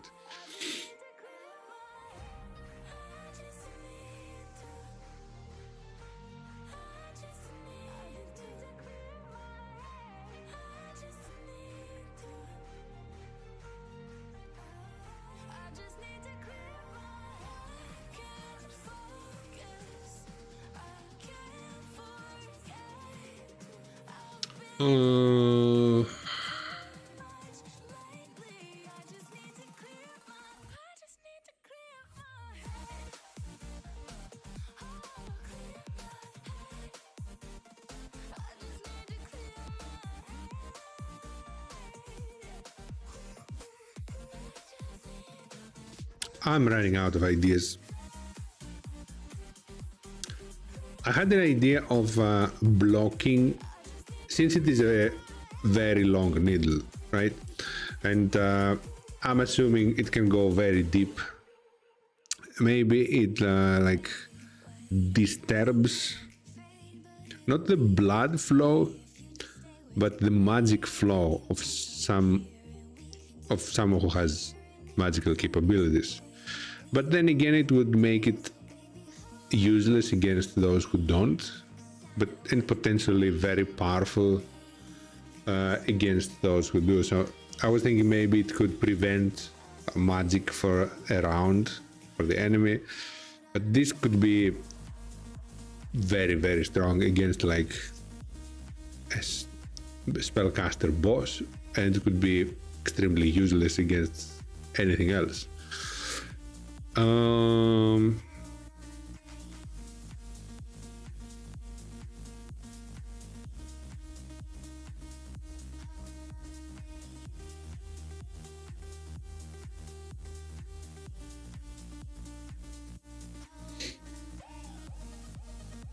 Yes, they are. How do we interpret this into a mechanical effect that triggers after a hit?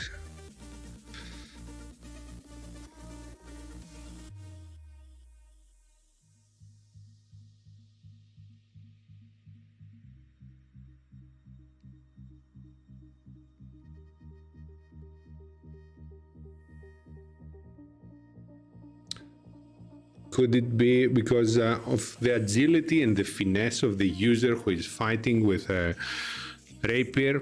I'm imagining now fencing style. Could it be that after a brutal hit, they can easily reposition without taking opportunity attacks? So they do not provoke opportunity attacks from that target until the start of their next turn as a low effect.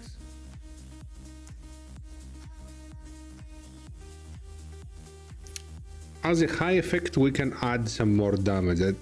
I don't think we can need to stretch it too much. Like the rapier is already unique, so we don't have to differentiate it. We just need to give it some boost, because everyone else is getting a boost as well with the brutality. So we can imagine that the high effect is a very deep thrust, so it deals more damage.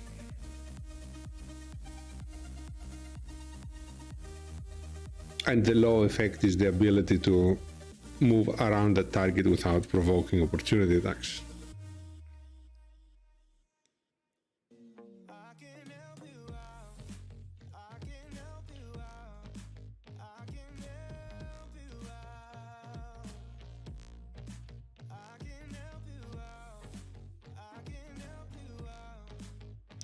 So low effect,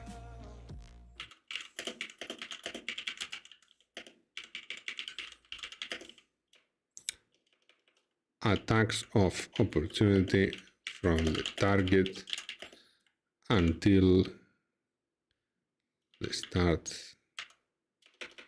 next turn. So many abbreviations now. And on the high effect,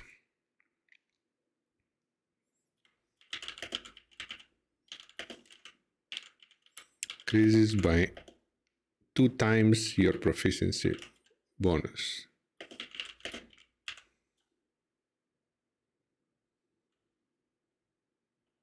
By PB times 2.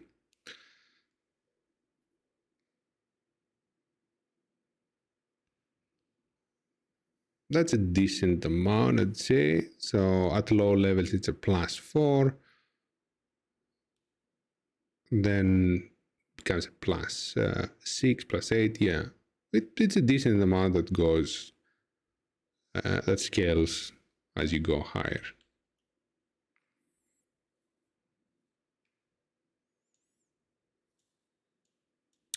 The icon of the dagger, of the rapier, sorry, is terrible.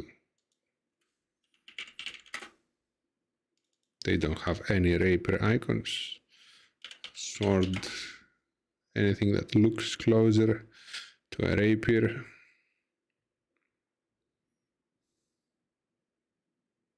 Oh, that looks like the weapon that I wanted to use, but it's classified as a bone scimitar.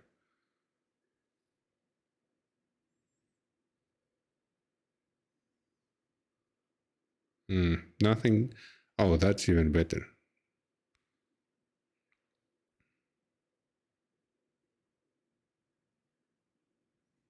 Yep, there's nothing that looks like a rapier. I'll put this one, it's the thinnest one that I've seen. Oh, that dagger, that thing looks nice. What is this? That's a great sword? Really? Wait, how? Whoa, okay, that must be really, really massive if this thing is a great, like the hilt would be massive.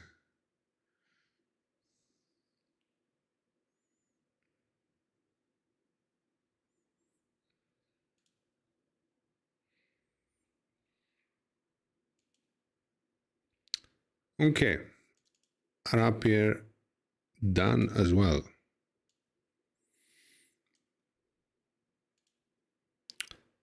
Then we'll have a short break here, short rest, regain some stream HP, and we will be back with finishing sword, scimitar, and this orcish cleaver, which I'm going to change now to the better icon.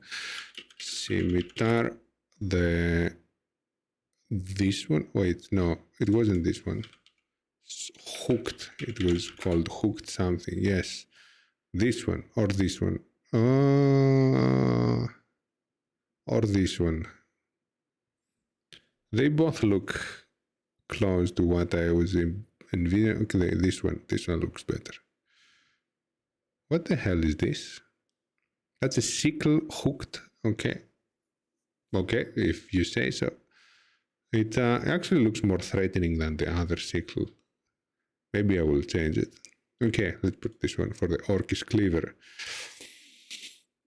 So yes, after the break, after the short rest, we'll finish those 3. And with that, we have finished all the brutality effects and the new and the reworks, the tweaks of the weapons.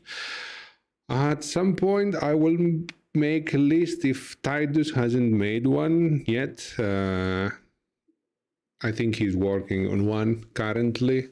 On an online list that can be accessed outside of our games, so people can browse and see what types of weapons they're interested in. But yes, back on the second half of the stream, we'll go over this Death Defiance, which I kind of sneakily introduced into the games, and not many people have actually heard about. But You might spot it on your character's features. It is a feature, everyone gets it. It is optional whether you want to trigger it or not, but many people have not understood it, so they're not very willing to test it mid-combat. So I will explain it and discuss it a bit balance-wise. Also the feat that allows spellcasting without spell slots. Yes, your wizard will definitely live longer with Death Defiance, as Death Defiance allows you to keep act and be conscious and play and participate even if you're below 0 HP. So I will explain everything after the break. So be right back. See you soon.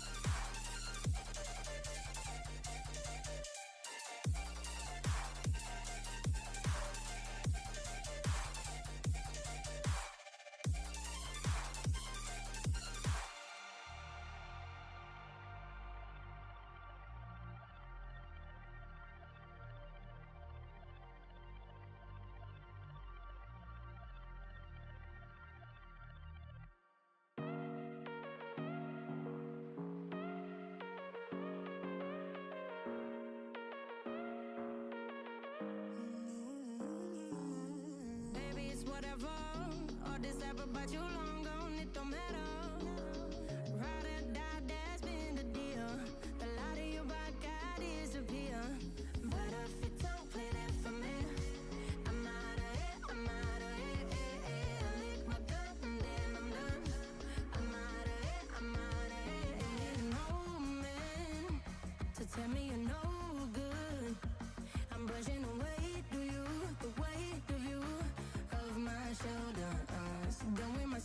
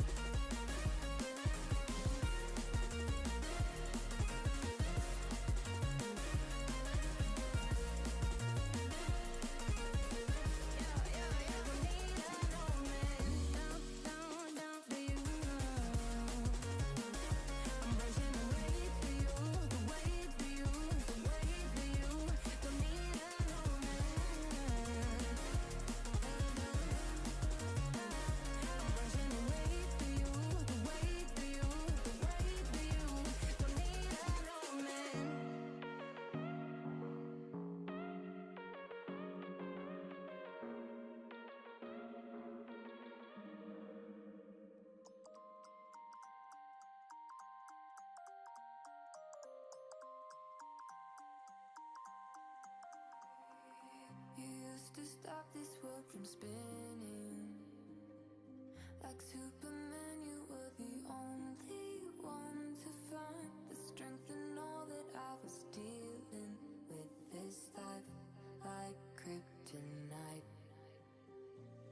And if you keep me close, every minute in this hourglass you hold. Oh, oh, oh, and when I fall to leave, will you be there? And I'll wait to say it. A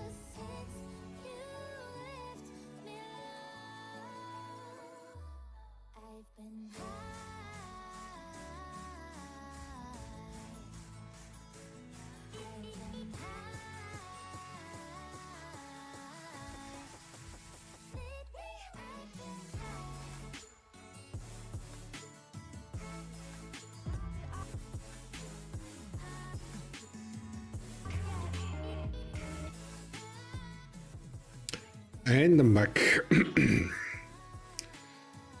So, 3 bladed weapons. All would be a d6.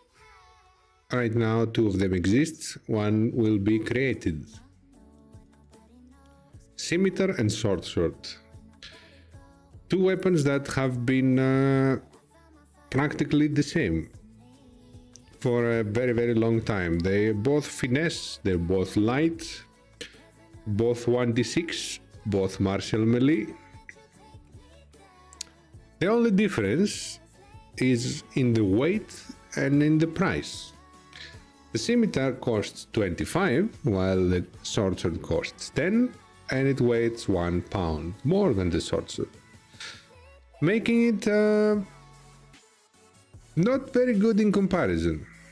Oh, they do have another difference, which one is dealing piercing damage, the other deals slashing damage. But yeah, if you played D&D enough, fine, 5th edition, you know that this difference is nothing. In my games, this difference does play bigger role because I do have homebrew creatures that are resistant to one of the types than the other, but your average creature that has resistance in any of those from the official published creatures will have resistance on the other as well. The most common is resistance to physical slashing, piercing, and bludgeoning damage. So whatever creature has all 3, all physical and magical versions of them bypass them. However, in my homebrew creatures, I do have distinctive resistances against those types, and also resistances against the magical version of those types. So something could be resistance even to magical piercing, but have nothing completely against slashing. So even though in my games these differences play a more role, I still see no players choosing the scimitar over the sword. First of all, is because they don't know about homebrew creatures, and they're not supposed to know anyway. Like, this is metagaming knowledge, so you cannot expect the players to pick weapons based on things that they don't know. And since the majority of your experience when you come as a player comes from official modules and adventures, you get the idea that the resistance to physical damage comes with all the 3 types, and it's only to physical. And even if they didn't have that, I still think they would pick the sorcerer because it's cheaper. Especially when you pick weapons at the start of the game, and we're talking about mundane weapons now. If it is a magical version, of course, there is more thought put into it. But at the start of the game, where gold supply is limited, 15 extra to do slashing instead of piercing is not that great of a deal. So, in other words, sword is like 90% picked than the scimitar, and they're effectively the same weapon. So we need to differentiate them a lot to make them to give the weapon some identity.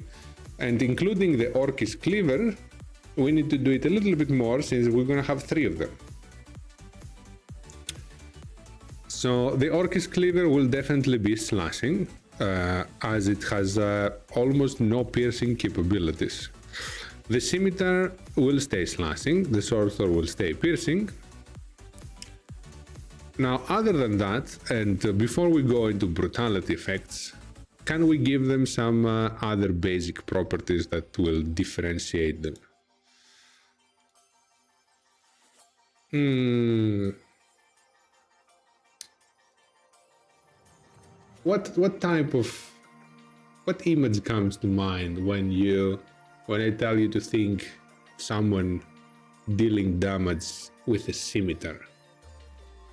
And don't tell me slashing, because that I can already figure out myself. I need some more detailed image.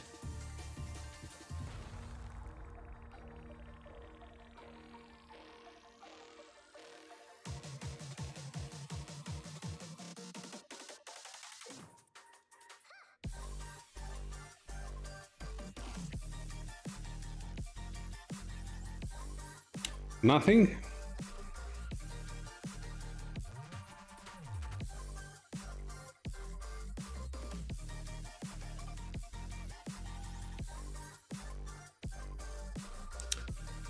A lot of bleeding cats.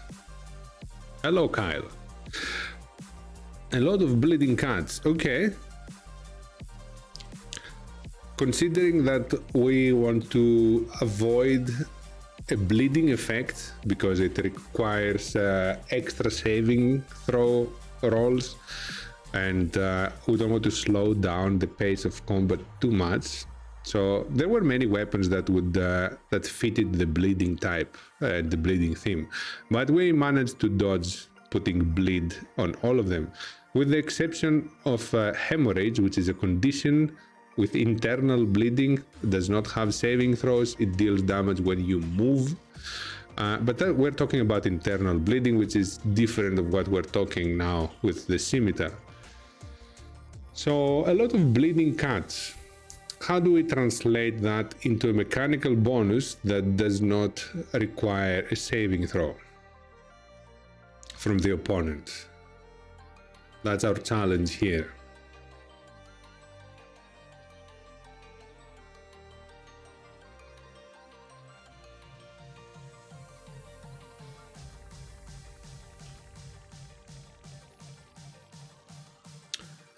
I can imagine that, okay, I have an idea. So I'm imagining myself as the victim of that attack, right? So I'm getting many bleeding cuts from left, right, different parts of my body, different positions. What's the first thing that happens to me other than pain, of course? Pain is the result of all these attacks. -2 on the next attack roll, so it impairs my ability to retaliate. That's what you're thinking. Let me imagine that. Yeah, I can picture that. So it kind of distracts me, right? Like the many cuts, they put my mind into disarray. Like there's a damage coming from different directions, from different spots. It's not a massive type of damage that would knock me. Hello, Tidus.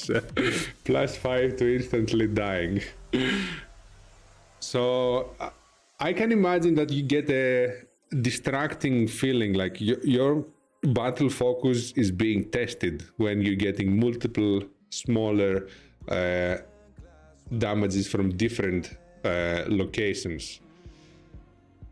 So that would make sense for the -2 to attack rolls that Kyle suggested, but we already put that on another weapon, so maybe we can tweak it a bit. What if we give what this distracting feeling, we translate it into disadvantage on the next saving throw that the target would do. So their defenses, but not their armor class, we cannot give disadvantage to an armor class, and we have other weapons that reduce armor class. So what if this distracting mind status, we translate it into disadvantage on the next saving throw, which could help you, could help someone else from your team.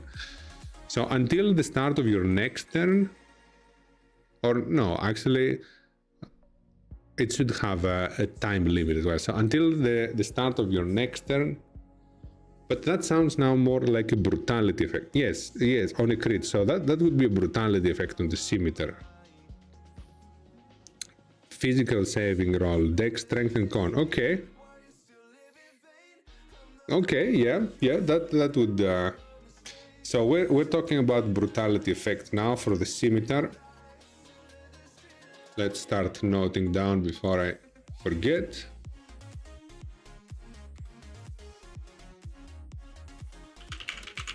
So scimitar on a crit. That would be the low crit effect that triggers more often, right?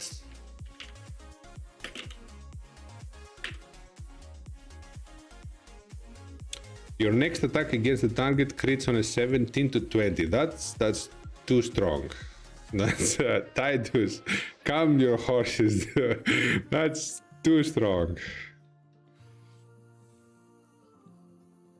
That increased the chance from 5% to 35%. Yeah, I didn't do the math it was very fast math. I don't know if that's exactly accurate, but it feels like it is almost 30, 35, something like that.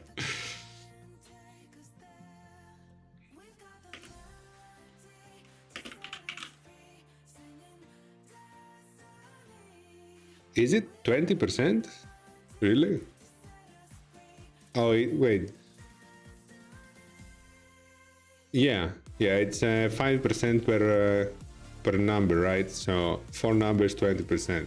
Yeah, still that's 4 times higher than the normal.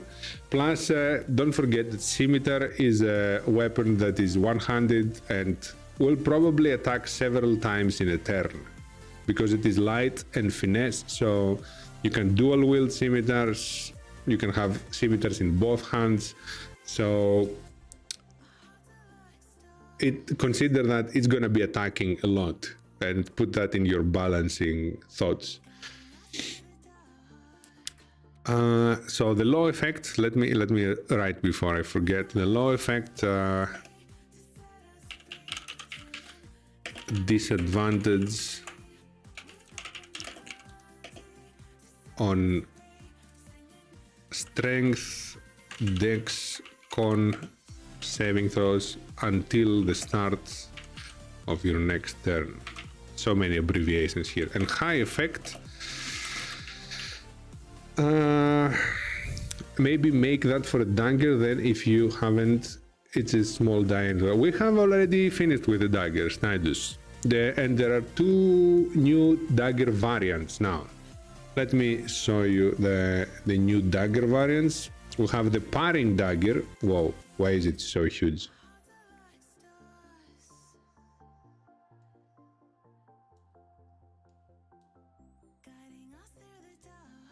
So we have the parring dagger and the tri-blade dagger variants now.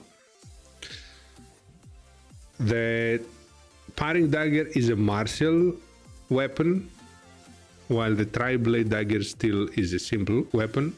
The tri-blade costs way more. It is a very expensive to make dagger, but it has the piercing property, which the normal dagger does not. The piercing property deals an extra 2 damage when attacking non-heavily armored targets. So any target that has less than heavy armor, they take an extra 2 damage from each attack from this dagger, which potentially makes it like a short sword or a scimitar in terms of damage. And then we have the parring dagger, which has the parring property same to the trident. It gives you an extra AC against melee attacks. And it also has the maneuvering property, which gives you an extra AC against opportunity melee attacks. So that stacks with the other. So against opportunity attacks that have melee weapons, you get a +2 to your AC. And non-opportunity attacks melee, a +1.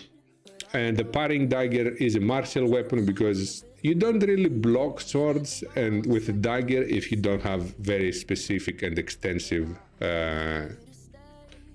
training with it. So it is a martial weapon, and it costs 60 gold. It does.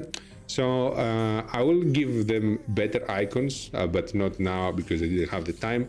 If you are familiar with the sword breaker dagger, it is a dagger that has like teeth on one side, deep teeth that can hold the blade and snap it. That's why it's called sword breaker. And of course, we don't give it the ability to break blades because blades are going to be very small amount of your enemies in D&D. So we just took the image and the concept. Also, it has a hilt specifically designed to help you parry bladed weapons. We took the concept of the parrying sword and we translated it to some defensive properties. So yeah, these two variants of the dagger. All the daggers have the same brutality effects, which is causing hemorrhage. Low amount of hemorrhage on the low effect, a high amount of hemorrhage on the high effect.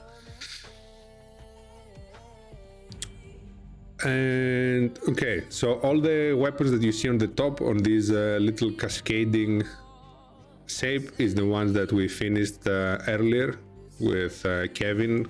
Kevin worked a lot here. And we did a lot of weapons actually in 2 hours. That was a speed run. I didn't expect to finish that many weapons in 2 hours.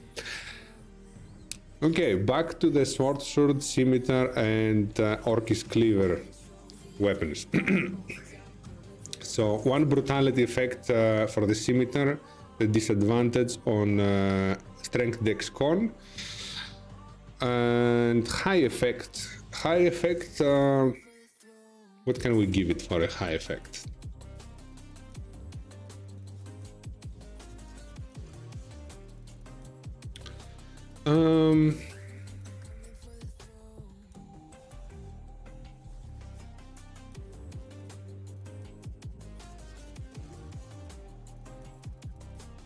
We can add a big penalty to attack rolls as the high effect. So the first effect lowers its saving throws.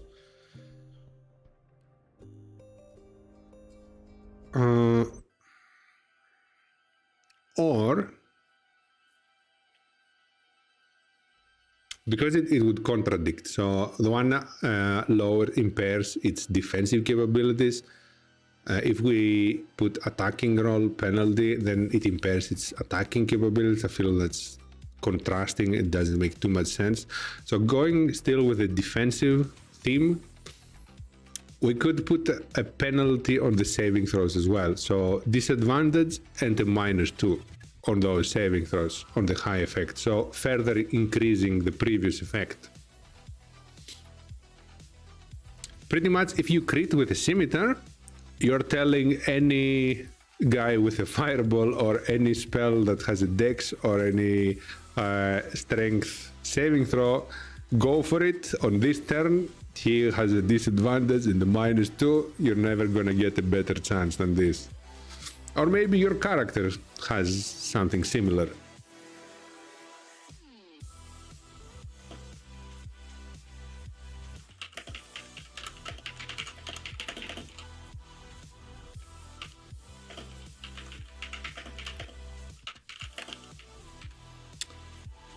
Okay. This is for the brutality effect of the scimitar. Do we want to give it any small static property that is different, that differentiates it from the sword?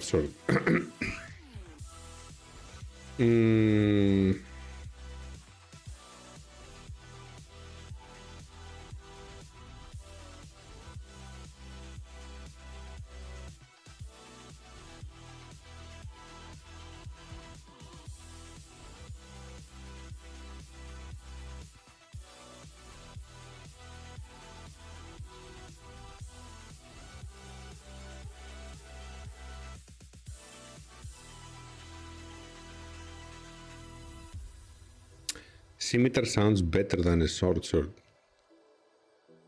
Why?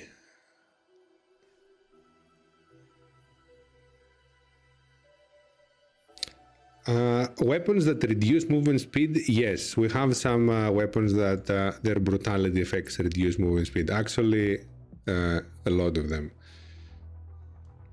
As a weapon, I think the sword has a very non-threatening name. That's why it feels like that.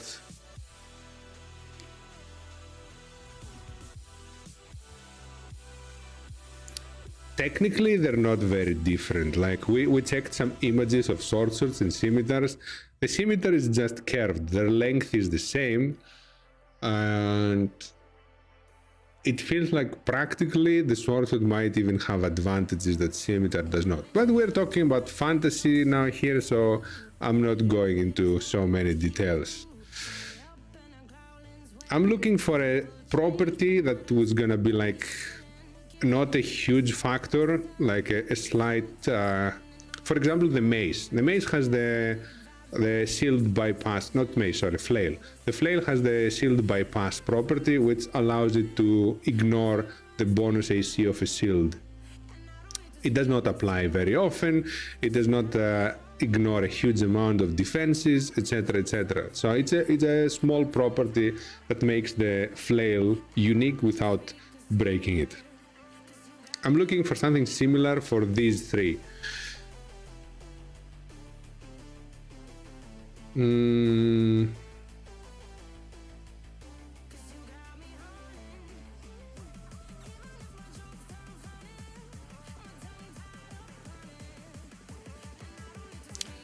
you imagine someone wielding a scimitar, Tidus, do you imagine him wielding one scimitar or two? What is the most common theme with scimitars? One scimitar or two scimitars?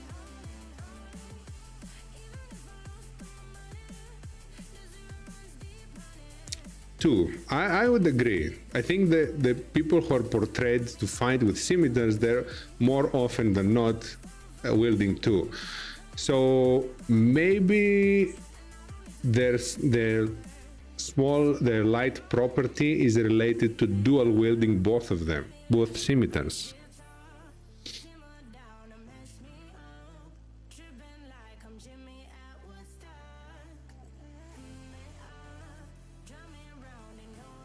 Okay, so the ability can be called like pairing, and that when you wield two scimitars, you have a +1 to attack rolls with both weapons.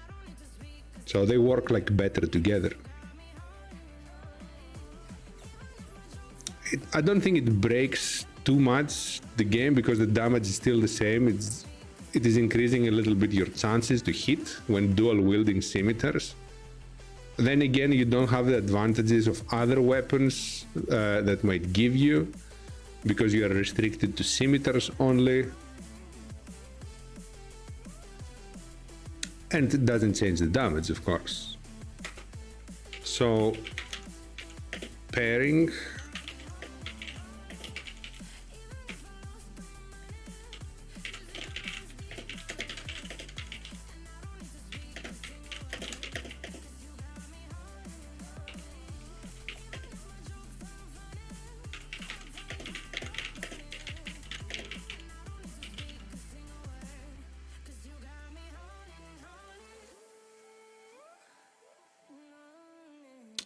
Yes, each weapon gives you a +0.5 attack bonus. Yes, it's a slight boost.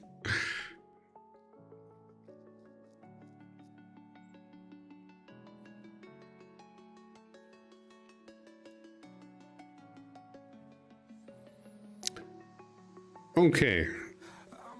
Now, what similar effectiveness ability can we give the Orcish Cleaver and the Sword?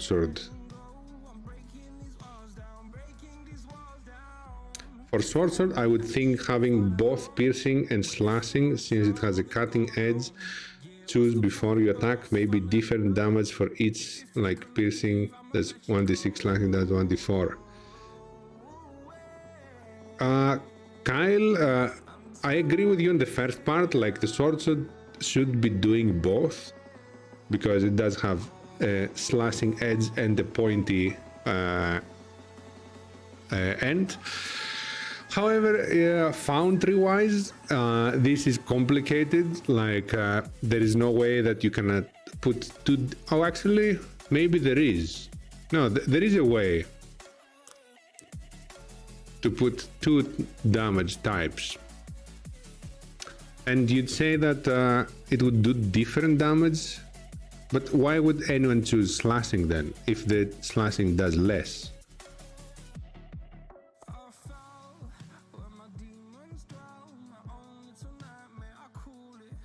Because right now, there are not many opportunities that your damage type would make a big difference.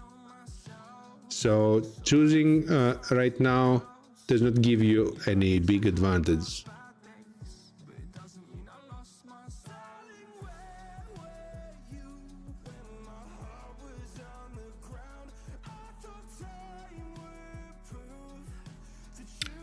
Tidus says different. I imagine those Arabic turban fighters with it. Some might imagine Dries Durden, but not me. I'm not sure what you're talking about.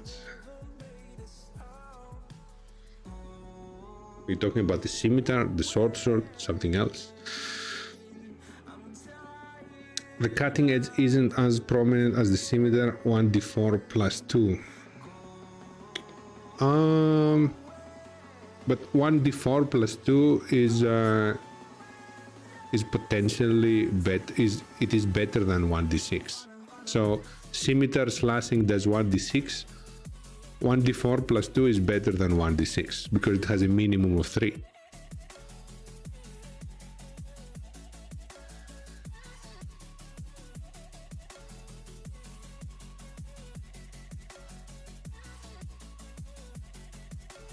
If we are to go with a versatile theme that you can allow it to do both damage types, we still need to balance out the extra thing that we gave to the scimitar.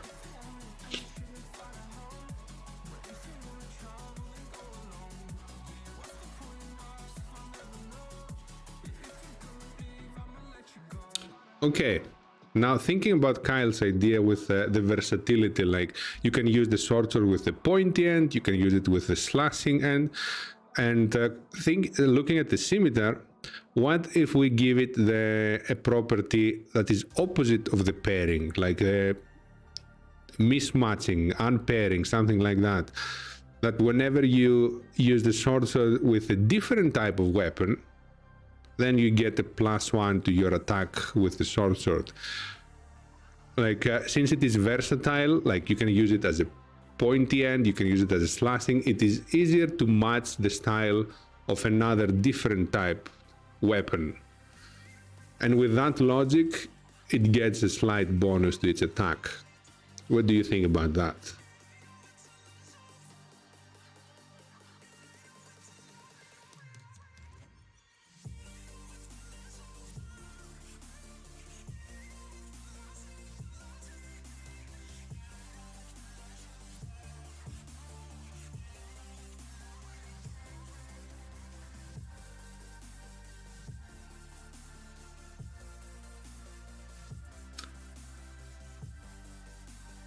Would that overshadow the dagger sigil 1d4 weapons?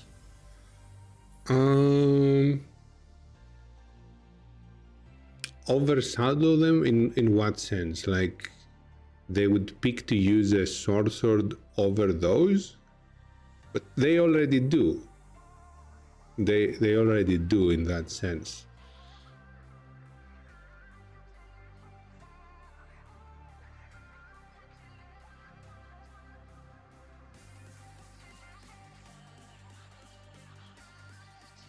Wouldn't that incentivize them to use sword and some of the 1d4 weapons.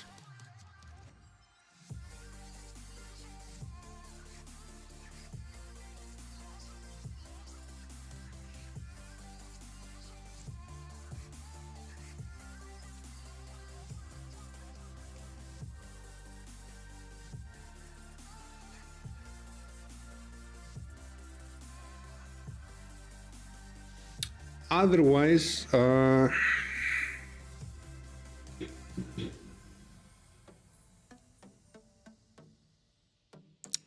trying to think.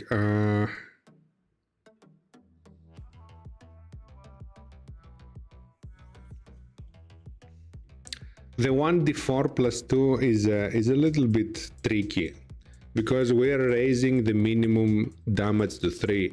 That raises... It doesn't raise the maximum, it raises the average damage of that sword when used in piercing.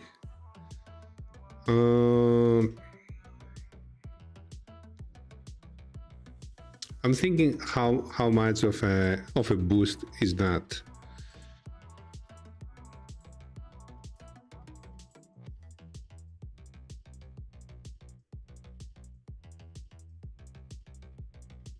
Also, if someone doesn't care about the damage type, is there any reason to pick the sword?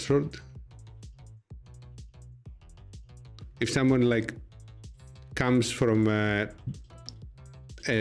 experience with official modules and they don't really care about the damage type, would they really care if they're doing slashing or piercing?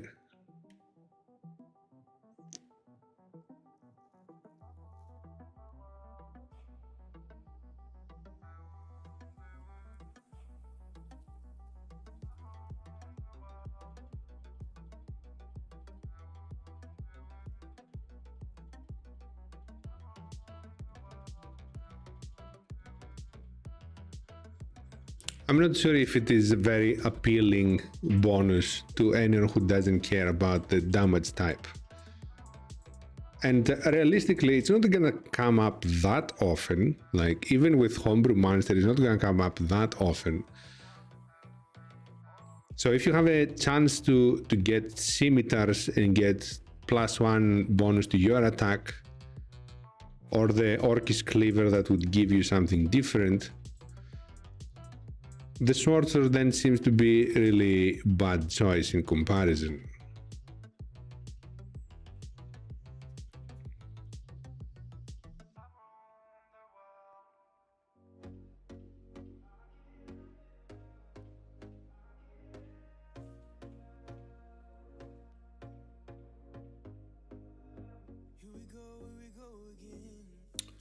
What if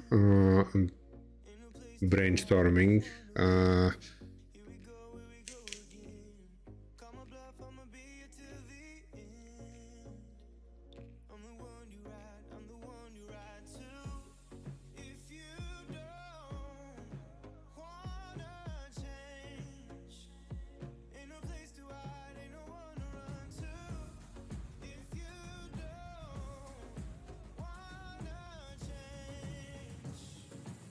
I was thinking, what if you get a +1 to attack roll if you use it with slashing, so it checks out with the scimitar as well, and a +1 to damage roll if you use it with piercing.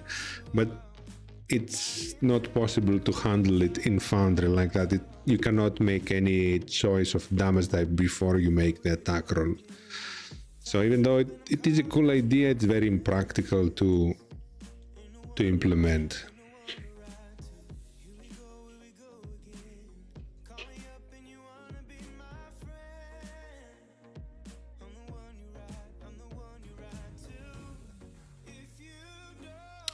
How about this? Following the pattern of the scimitar, no, that invalidates the versatility of the sword.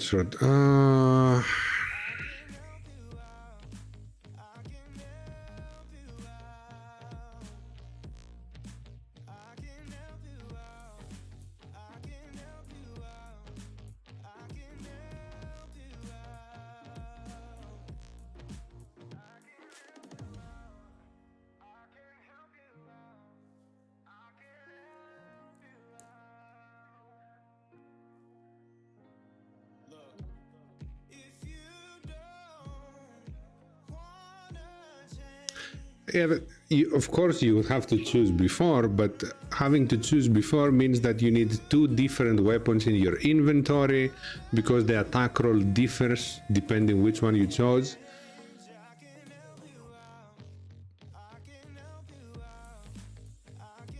I think it becomes too complicated, even if it's interesting to do.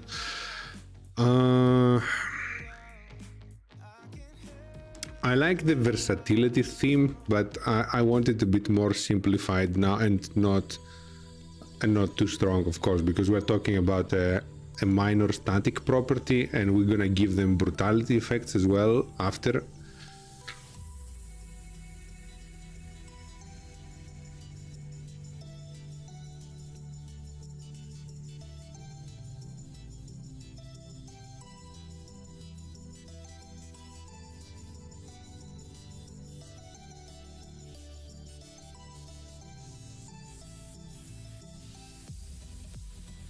What about the mismatching, unpairing property? Like you get a +1 to attack rolls if you match this weapon with another type of weapon.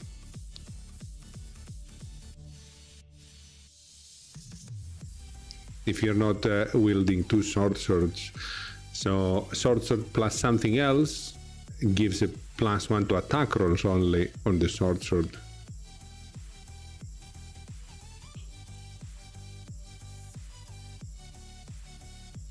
Because I can't think of many people dual wielding short swords. I remember only the offhand being short sword and the main hand being something different all the time.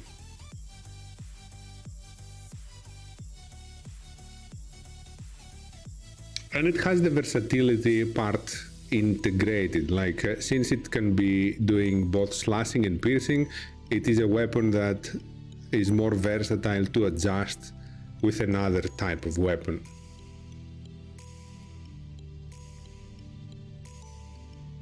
And of course you can choose what type of damage you want. So you have the ability to switch between piercing and slashing.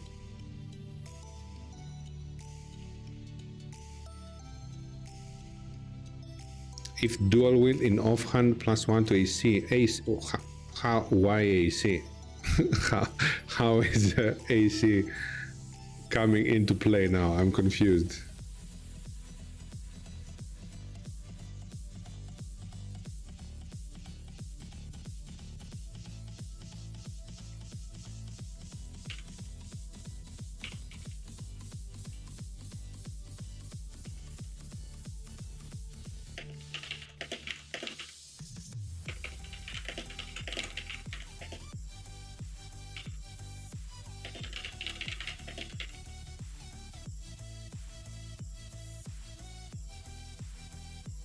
I was thinking defensively to use your main hand to hit better. To use your main hand to hit better. Yeah, I think that's the property of the parrying property that the parrying dagger and the trident has. I don't think the short sword helps you in that way that much, since it is bulkier and doesn't have any guard stop to stop blades.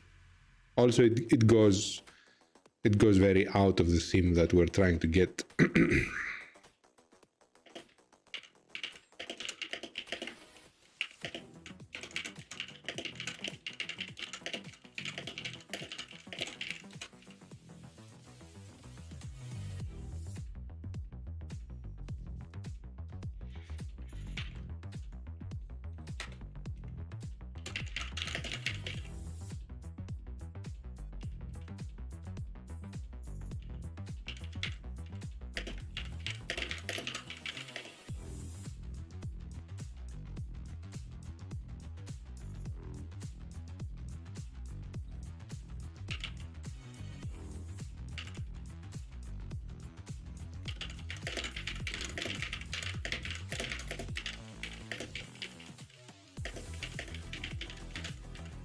Okay, so it has the option to choose damage, slashing or piercing if it becomes relevant, and it also has the unpairing property, which makes it more effective when dual wielded with another type of weapon.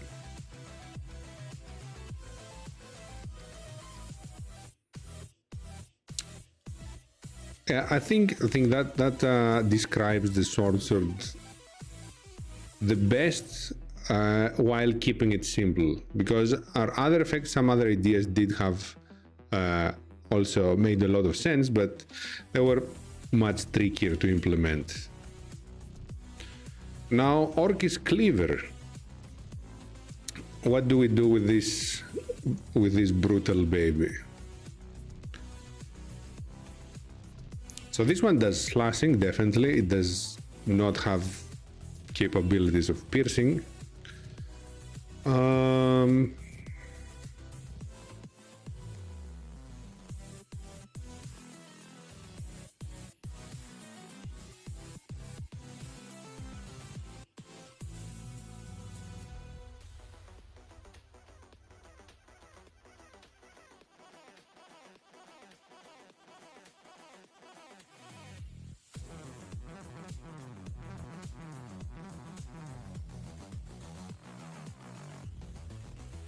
It looks a little bit more brutal, definitely.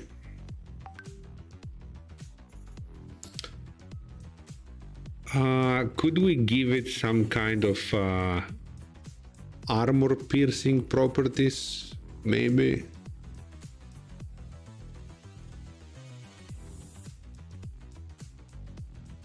But then we're talking again about minus AC, right? So that's already been done in the bludgeoning weapons that are more massive.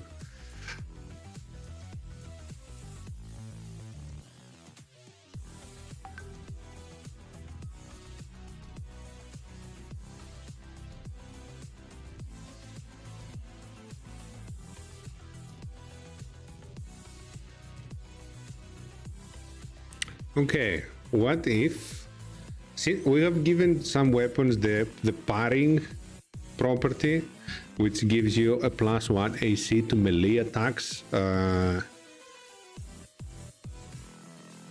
What if this very flat blade gives you the ability to deflect missiles? So instead of AC to melee attacks, it gives you +1 AC to ranged attacks.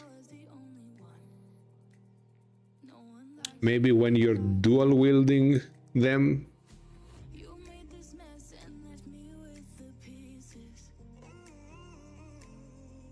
when you're dual wielding two of those very flat blades, you're more flexible to block some projectiles. Yeah, of course, the shield does a better job than this. That's why the shield gives you +2 AC. But also the shield is kind of heavier, and if you're holding on the left, it's hard to move a shield all the way to the right to block a projectile that is coming from up there. So maybe if you're dual wielding those, you get a +1 to AC against ranged attacks and spells.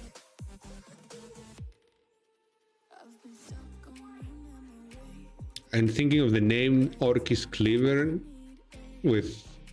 I can imagine orcs not using shields very often and instead blocking things with their weapons.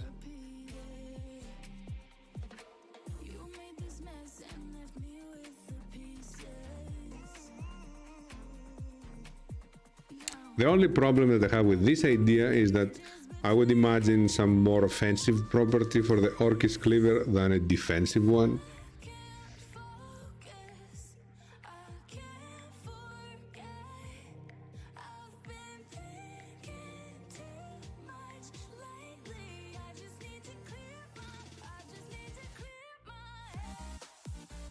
Okay, new idea.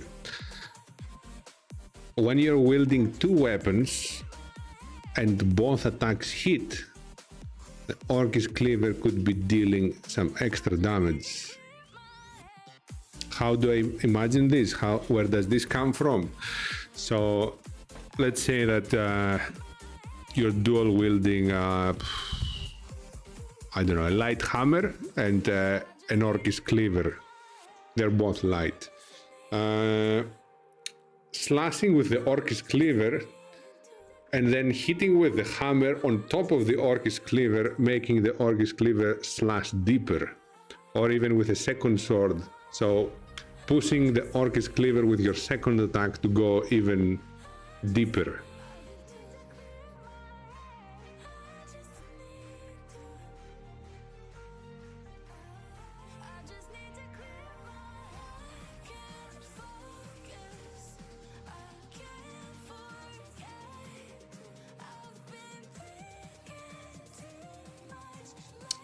I think I like this idea.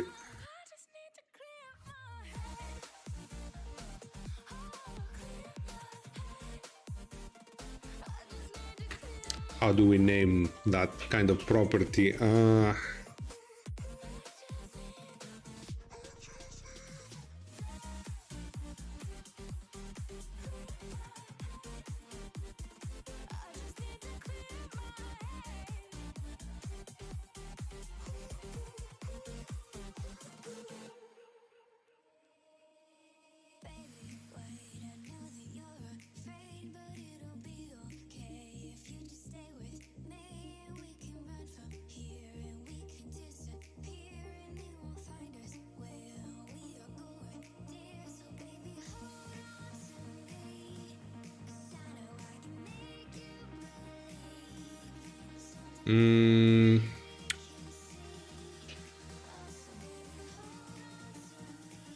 Savage maybe, but that's very generic.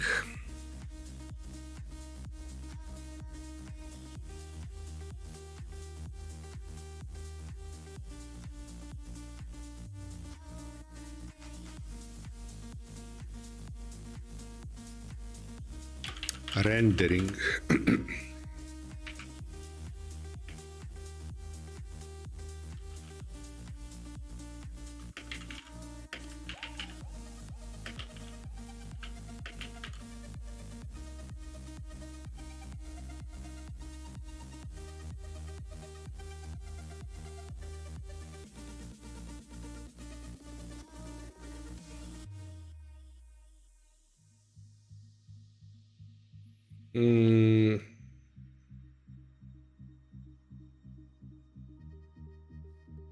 Now there are some complications. So it has to happen after the first attack hit, right?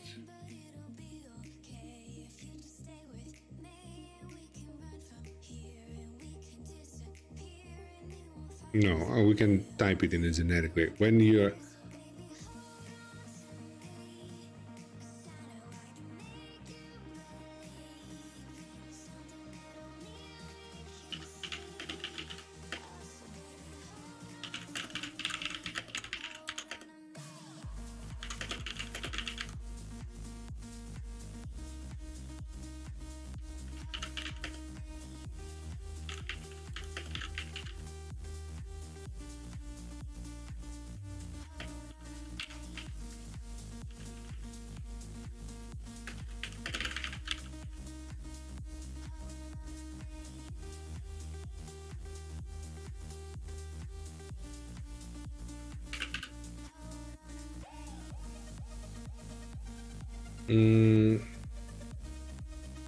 but that forces it now to be the offhand.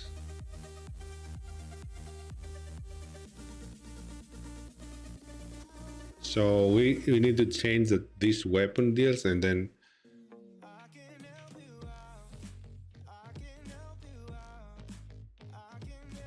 you deal an extra.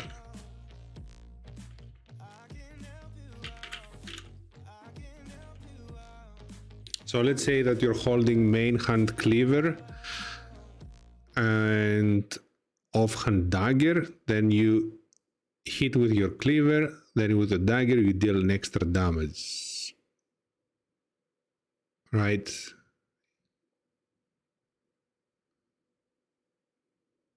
Mm.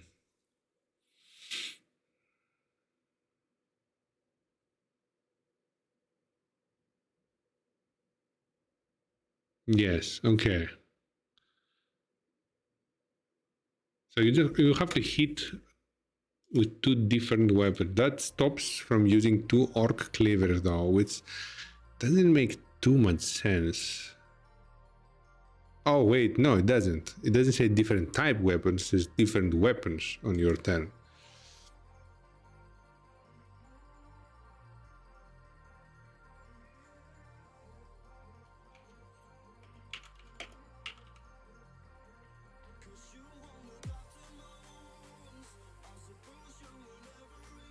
On each hit after the second.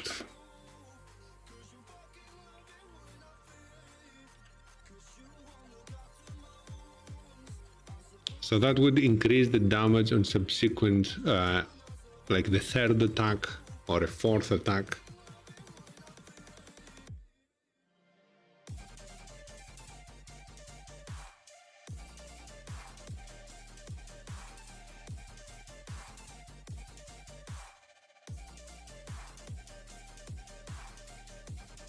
Maybe that's a little bit too strong though.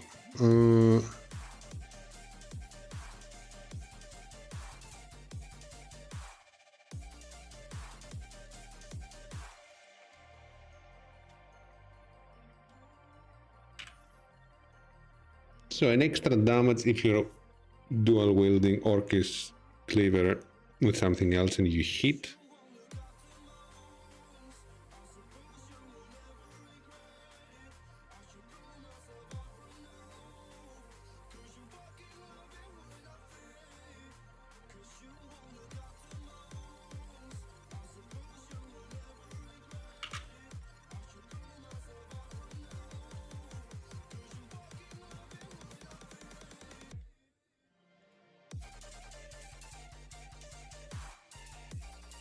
What about brutality effects now?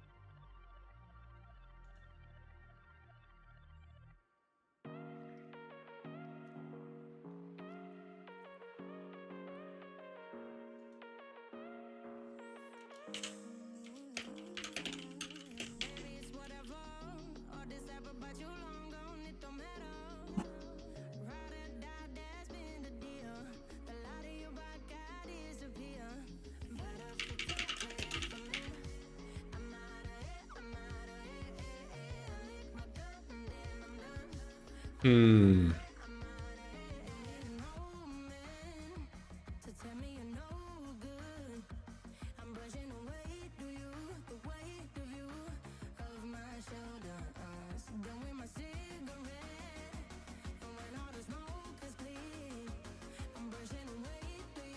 Okay.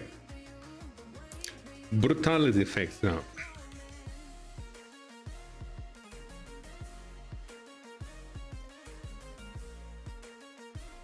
So the low effect should be similar since they're both same type weapons.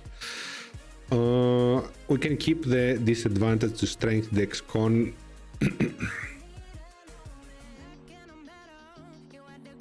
Wait, let me compare it with the other effects.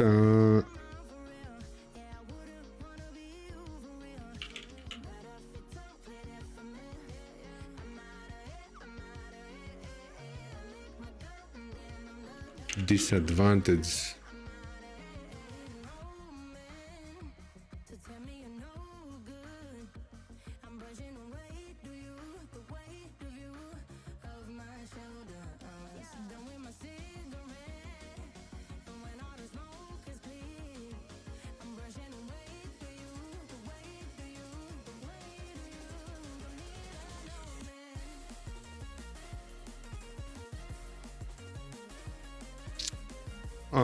Maybe the disadvantage might be a little bit too strong. Right.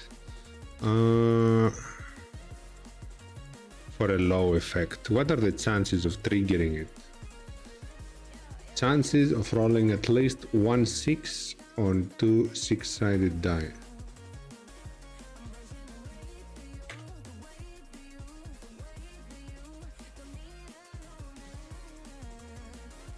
It's 30%. That's not low.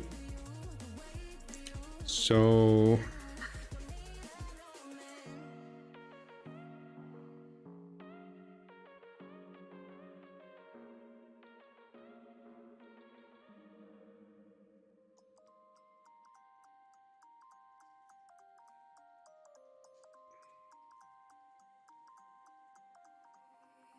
You used to stop this world from spinning.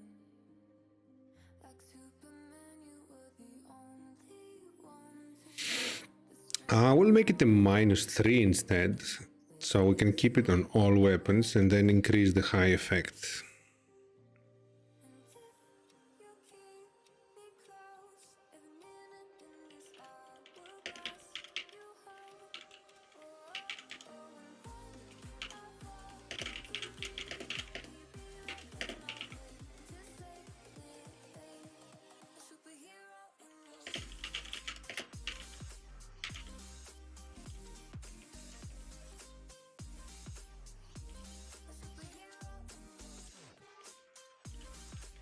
Okay, and the high effect can be disadvantage.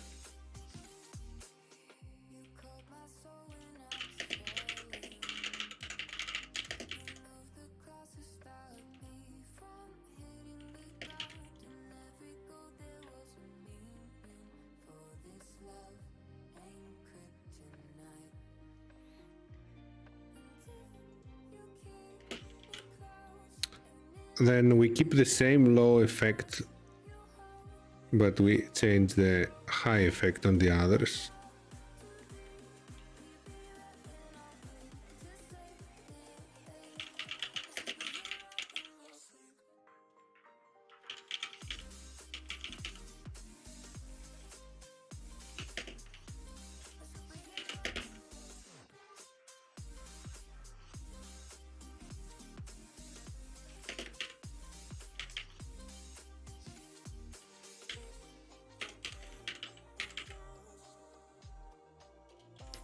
Okay, high effect for the Orcus Cleaver. I think some more damage there is the obvious choice.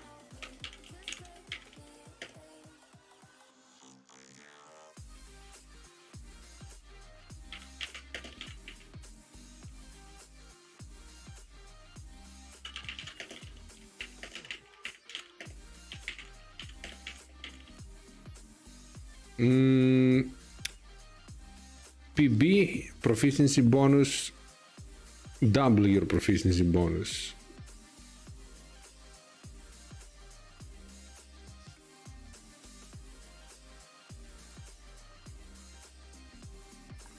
Or yeah, I think double.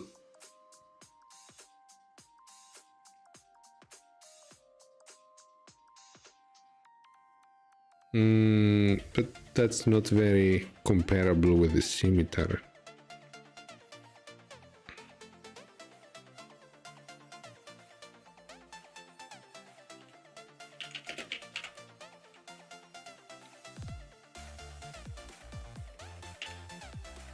High effect on the sword.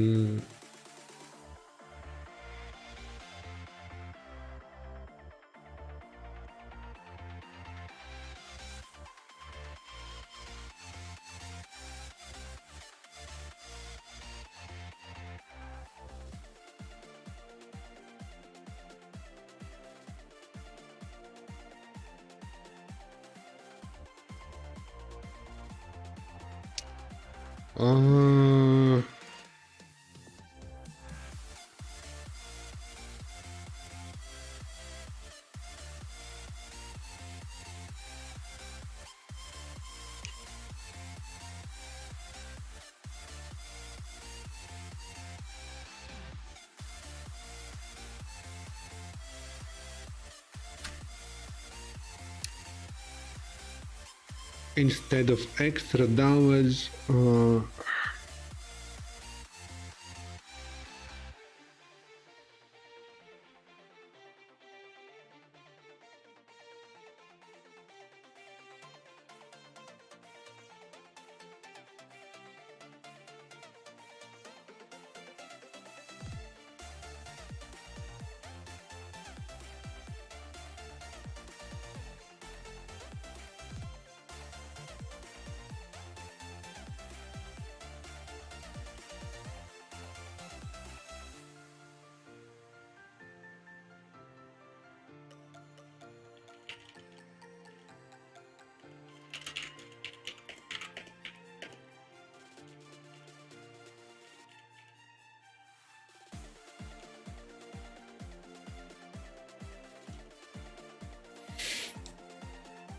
Okay, so a massive penalty to the chosen saving throw.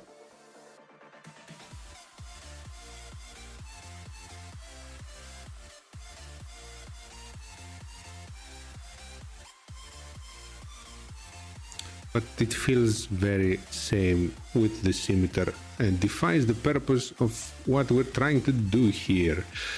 Okay, so instead,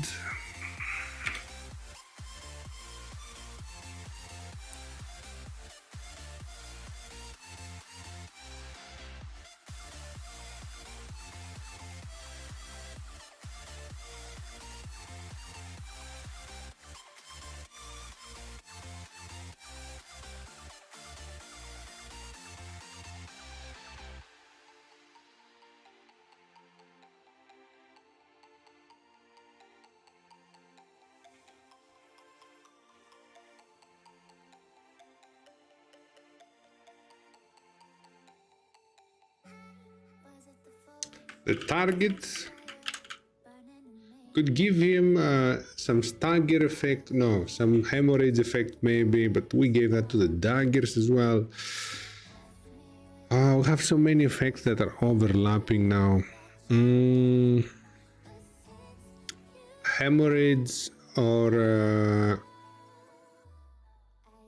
extra damage, but we gave to the Orcus Cleaver extra damage.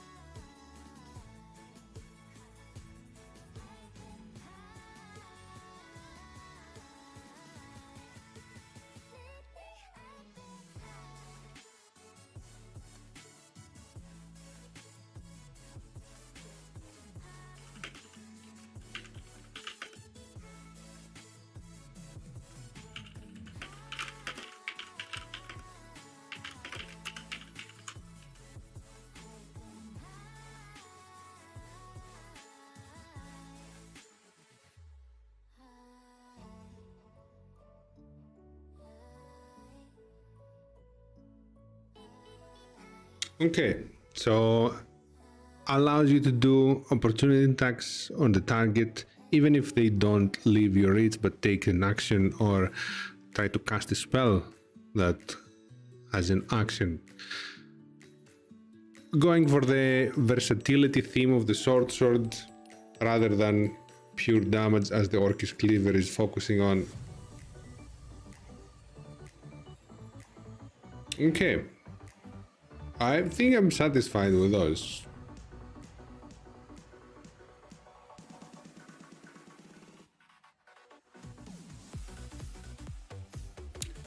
I feel that the dagger needs some role-playing property as well.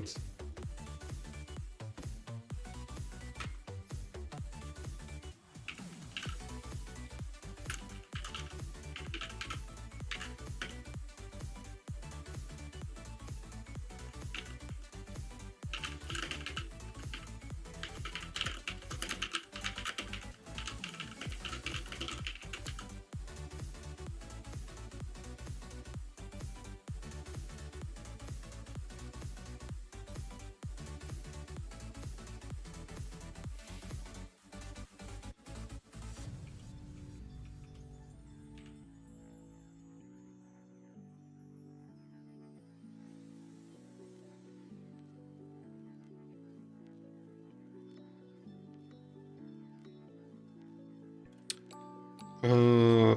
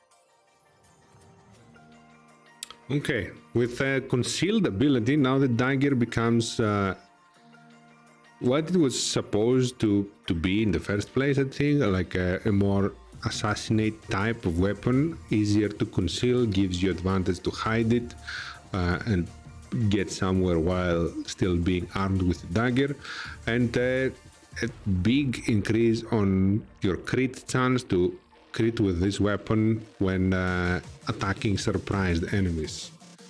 Because it felt like we left a little bit the dagger without any significant properties, and while we made two variants of it.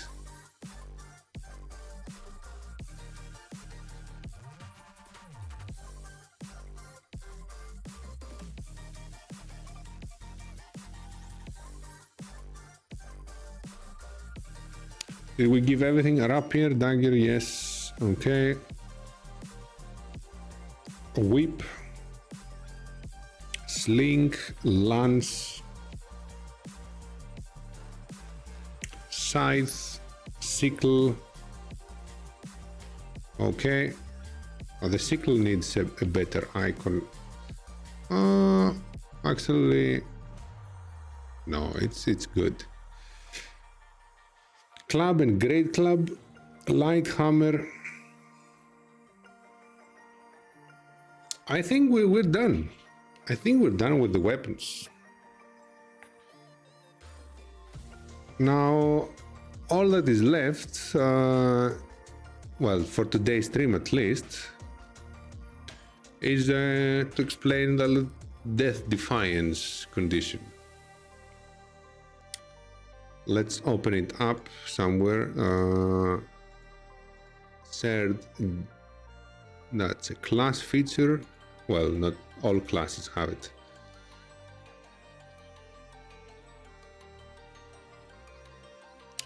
Okay, so what is this about? Heroes never die. Quoted from Overwatch, our dear Mercy. In some fights, especially important fights, like boss fights, end of campaign fights, etc., when the stakes are high, when the difficulty is at its highest, some player goes down much sooner, much earlier than the combat result. And because of the intensity of the fights, it's not uncommon for the rest of the group to not be able to get that player back into the fight until several rounds later, or even until the end of the fight. Now, this might sound normal under real conditions, but game-wise, it's kind of bad, because it lets this player out of the fun, out of the combat for a significant period of time, because this intense combat will definitely last longer than your normal combats. And that player not only is getting bored, is feeling that he's not contributing into the fight, is not participating at all. But realistically, it would make sense, like, especially, let's say that there is a problematic caster that the enemies know of, and that problematic caster is like squishy, like a wizard would be. The enemies would have reason to focus him down first, especially if they knew of these capabilities beforehand. So if that wizard goes, let's say, down on the second round and the fight lasts 10 rounds, that wizard will be very, very unhappy at the end of the fight. And even if the group wins, the player controlling the wizard will feel immensely disappointed and dissatisfied with his session that day. With that in mind, how to balance this, how to remove this negative feeling without making unrealistic combats?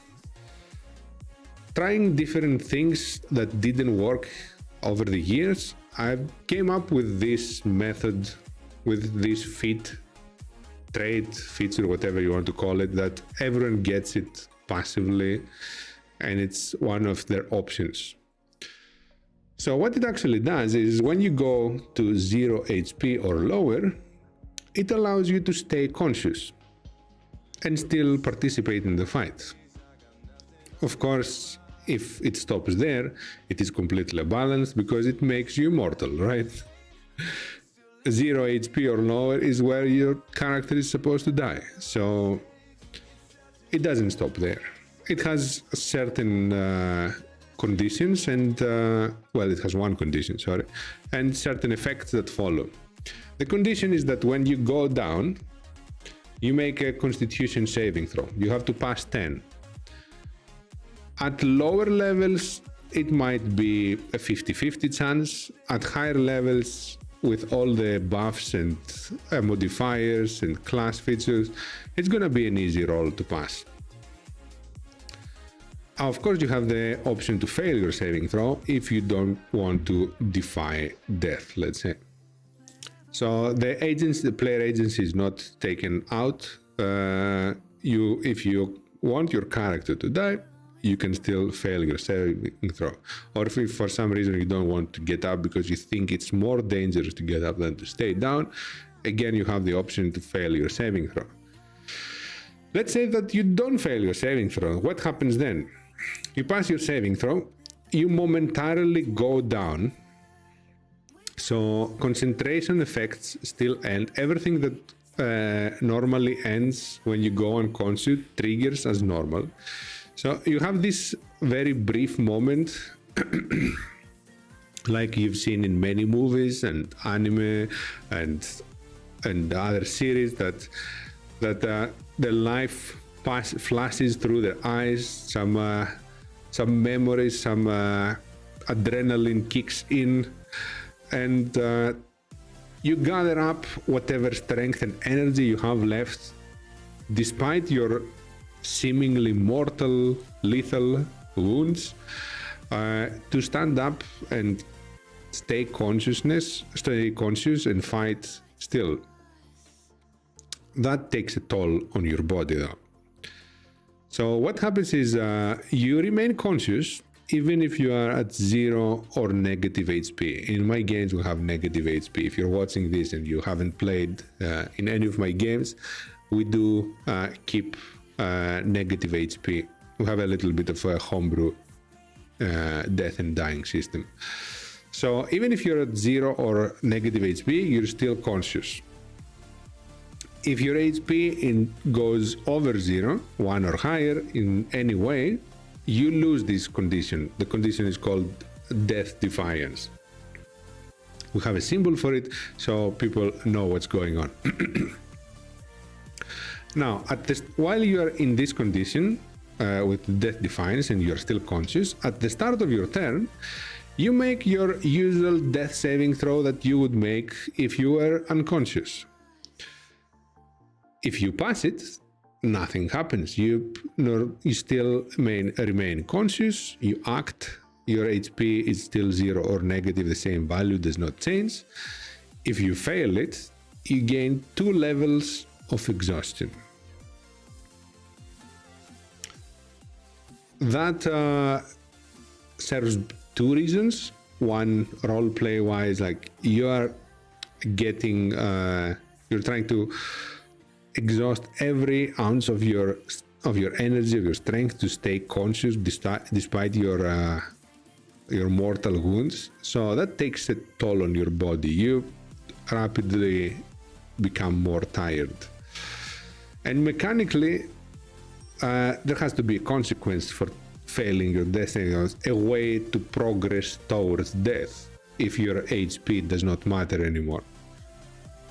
Although your HP actually matters, that was wrong. That was wrong from me.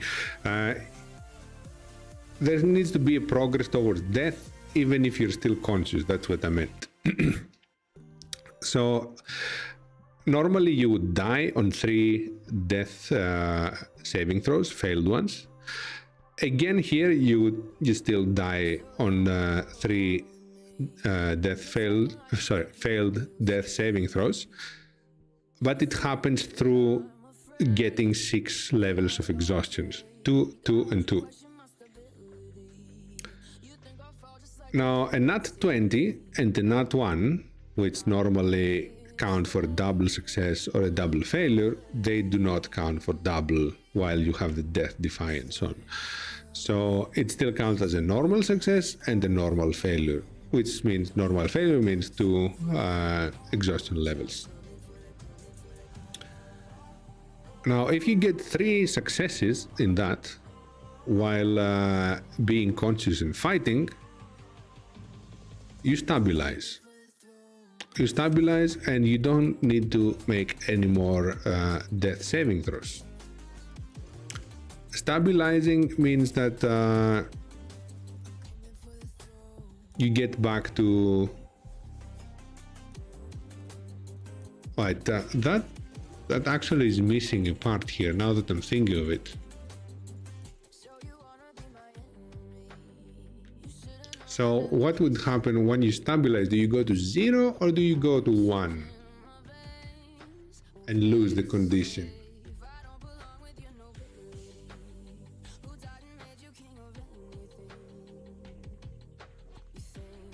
It would make more sense to go to 1. Yeah, because you need to lose the condition if you stabilize, right? Okay, let's add this little detail.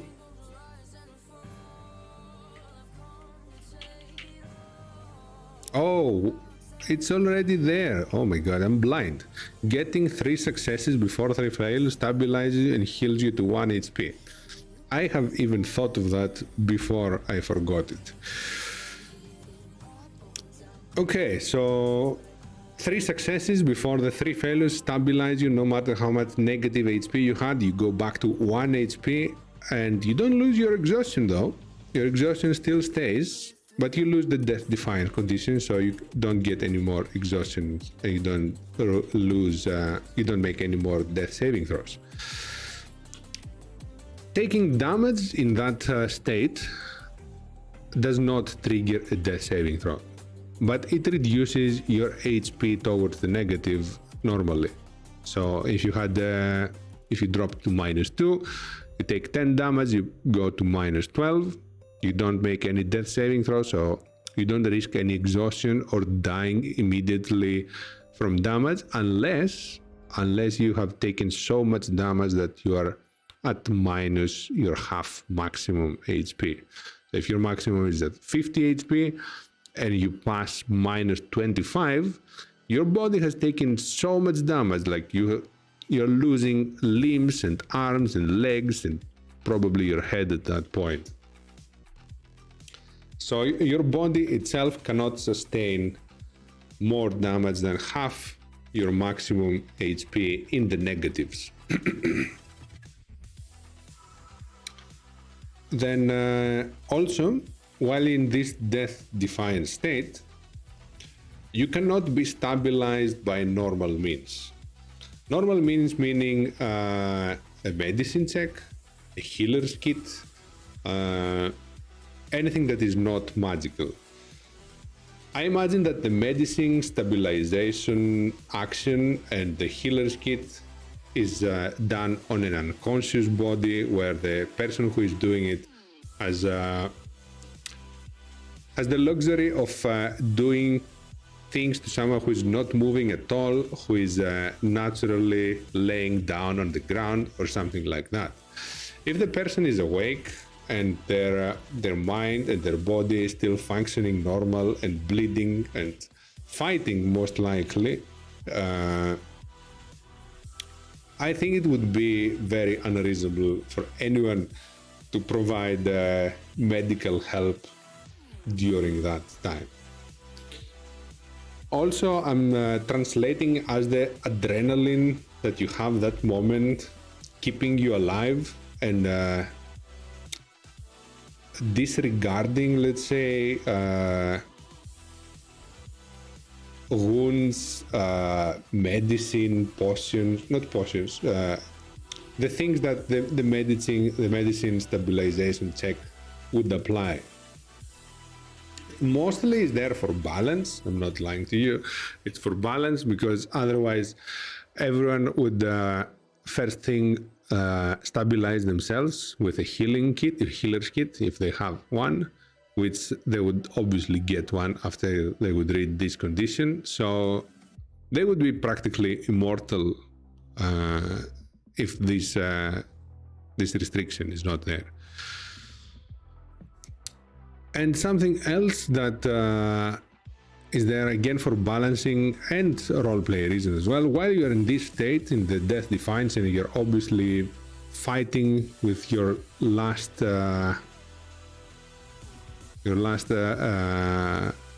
I'm losing my words now, reservoirs of strength and energy, you don't have the ability to score critical hits or critical casts. So your energy is enough to do things, to hit enemies and run and survive. But the critical hits, which are like hits of extreme force or extreme accuracy, you are not in a state to achieve those.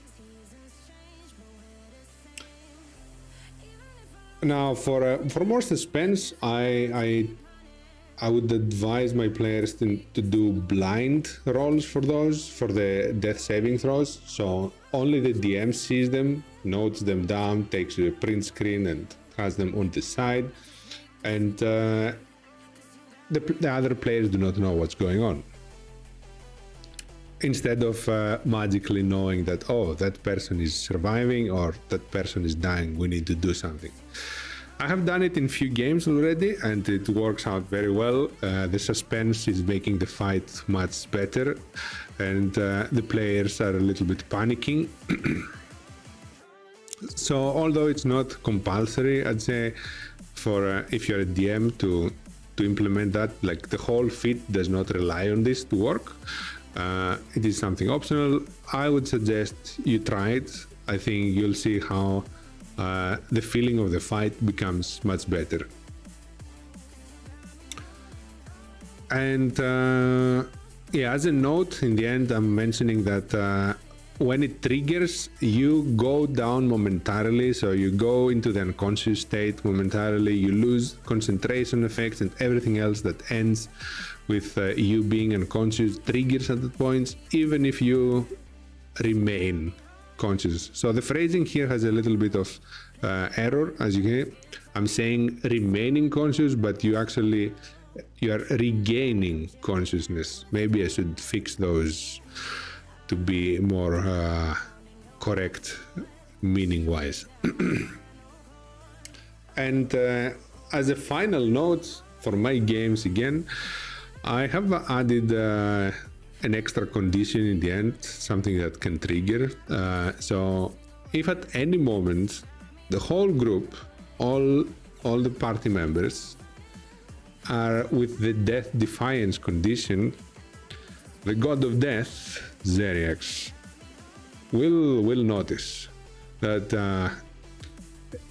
not one, not two, not three, but all the group there, many mortals down there, are defying death at the same time. Something is happening with those mortals, and the god of death needs to pay attention to those individuals. And how are they defying death, synchronized all together? It takes its attention, the god's attention, it draws his focus on your world, on your continent, on your fight. What implications this might have, unknown. But it will definitely spice up your campaign. Of course, it is unlikely scenario, right? All party members to go into death defiance, like they have to be hit by something massive, all of them together, but not massive enough to kill them outright, but to drop them unconscious, and then they will all have to pass, well, that is kind of likely to happen, the saving throw, and choose to go into the death defiance. Of course, I can already think some groups that might try to trigger this on purpose to see what will happen, but these are exceptions. So this is the explanation of the death defiance and the heroes never die feature. I hope it will be used, and in the scenarios where a player goes down very early, I hope they will be very glad to have that feature. It has a disadvantage. Like, if you get up and you keep fighting and you keep taking damage, slowly you're getting closer and closer to your minus half maximum HP, which might not have happened if you just stayed down. Again, this is a kinda realistic interpretation. Some people like who play dead in the battlefield have higher chances to survive than those who stand up and run away. But I don't think it will see that much play, this scenario. Also, something important that I didn't say earlier, a very predictable course of action with this feature in play is that the player will remain conscious, and on their turn they will start chugging down potions. That would bring them quite easily above 0 HP and back to consciousness, so it is very likely that the death defiance would not last more than one round. I'm prepared for this eventuality, and I have taken it into account when creating this feature. It is not game breaking to come back up that fast, because you still roll the death saving throw at the start of your turn, and if you fail it, you might have chugged down the potions and be fine, but you still have 2 levels of exhaustion.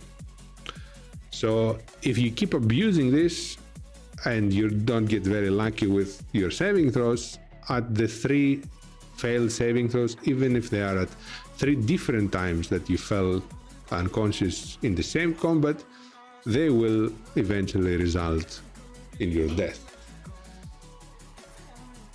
So there's a lot of balancing behind the scenes for these features.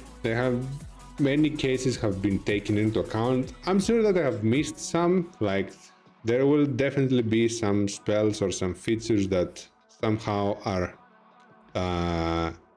interacting with stabilizing creatures or when they go down that I cannot really remember right now to balance the feature accordingly. But as they come into play, if they come into play, I will balance and update on the stream afterwards, after it happens, for anyone who might be interested.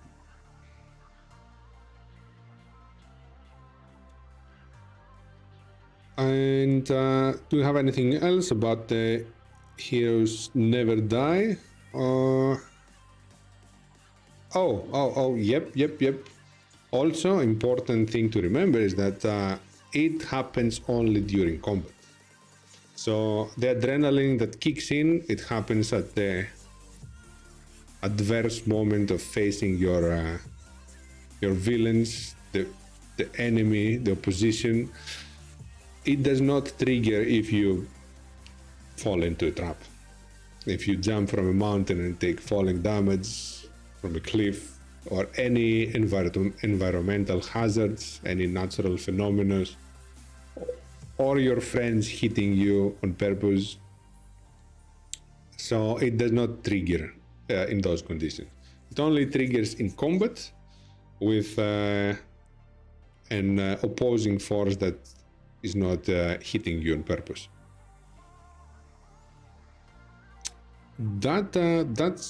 That's all about the Death Defiance condition. And I'm looking forward to see it happening. It triggered once yesterday, in a game yesterday. It didn't last very long. The character made a saving throw, failed, got 2 levels of exhaustion, chucked down some potion. No, actually there was another player that healed him, and he was back above 0 HP, lost the condition, and continued fighting. But yes, I want to see more play of that condition, and hopefully it will reduce those incidents where the player has a very disappointing session on a big fight because he went down early and couldn't do anything about it.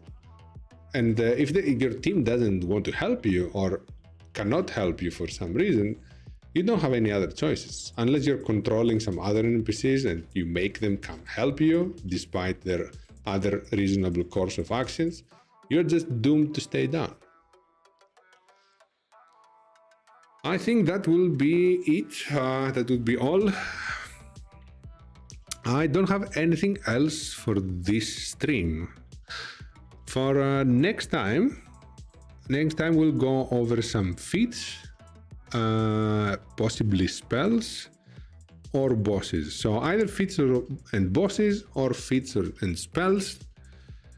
If you have any suggestions about spells or feats, not from other sources, but new feats that do not exist and would cover a theme in the game that is not covered.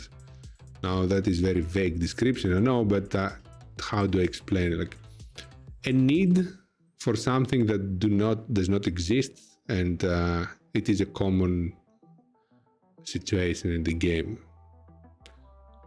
Although I think 5th edition has done a pretty good job of covering all the general situations with feats. That's about it then for today. Thank you for watching so far, and have a good night, afternoon, morning, evening, wherever you are. And I'll see you on the next stream. Oh, and before I I close. Next streams will be most likely moved temporarily to Wednesdays. I have some kind of rescheduling going on for the summer, so I will be most likely moving the stream days to Wednesdays, maybe a little bit later than the times that are starting now, but I will be announcing them on our Discord and on the usual social media like Facebook, Twitter, Instagram, etc., etc. Okay, that's it. Thank you for watching. Have a good rest of the day and see you on the next stream. Bye bye. Ain't no place to hide, ain't no one to run to. Here we go again. Call my bluff, I'ma be here till the end. I'm the one you ride, I'm the one you ride to. If you don't wanna change, ain't no place to hide, ain't no one to run to. If you don't wanna change,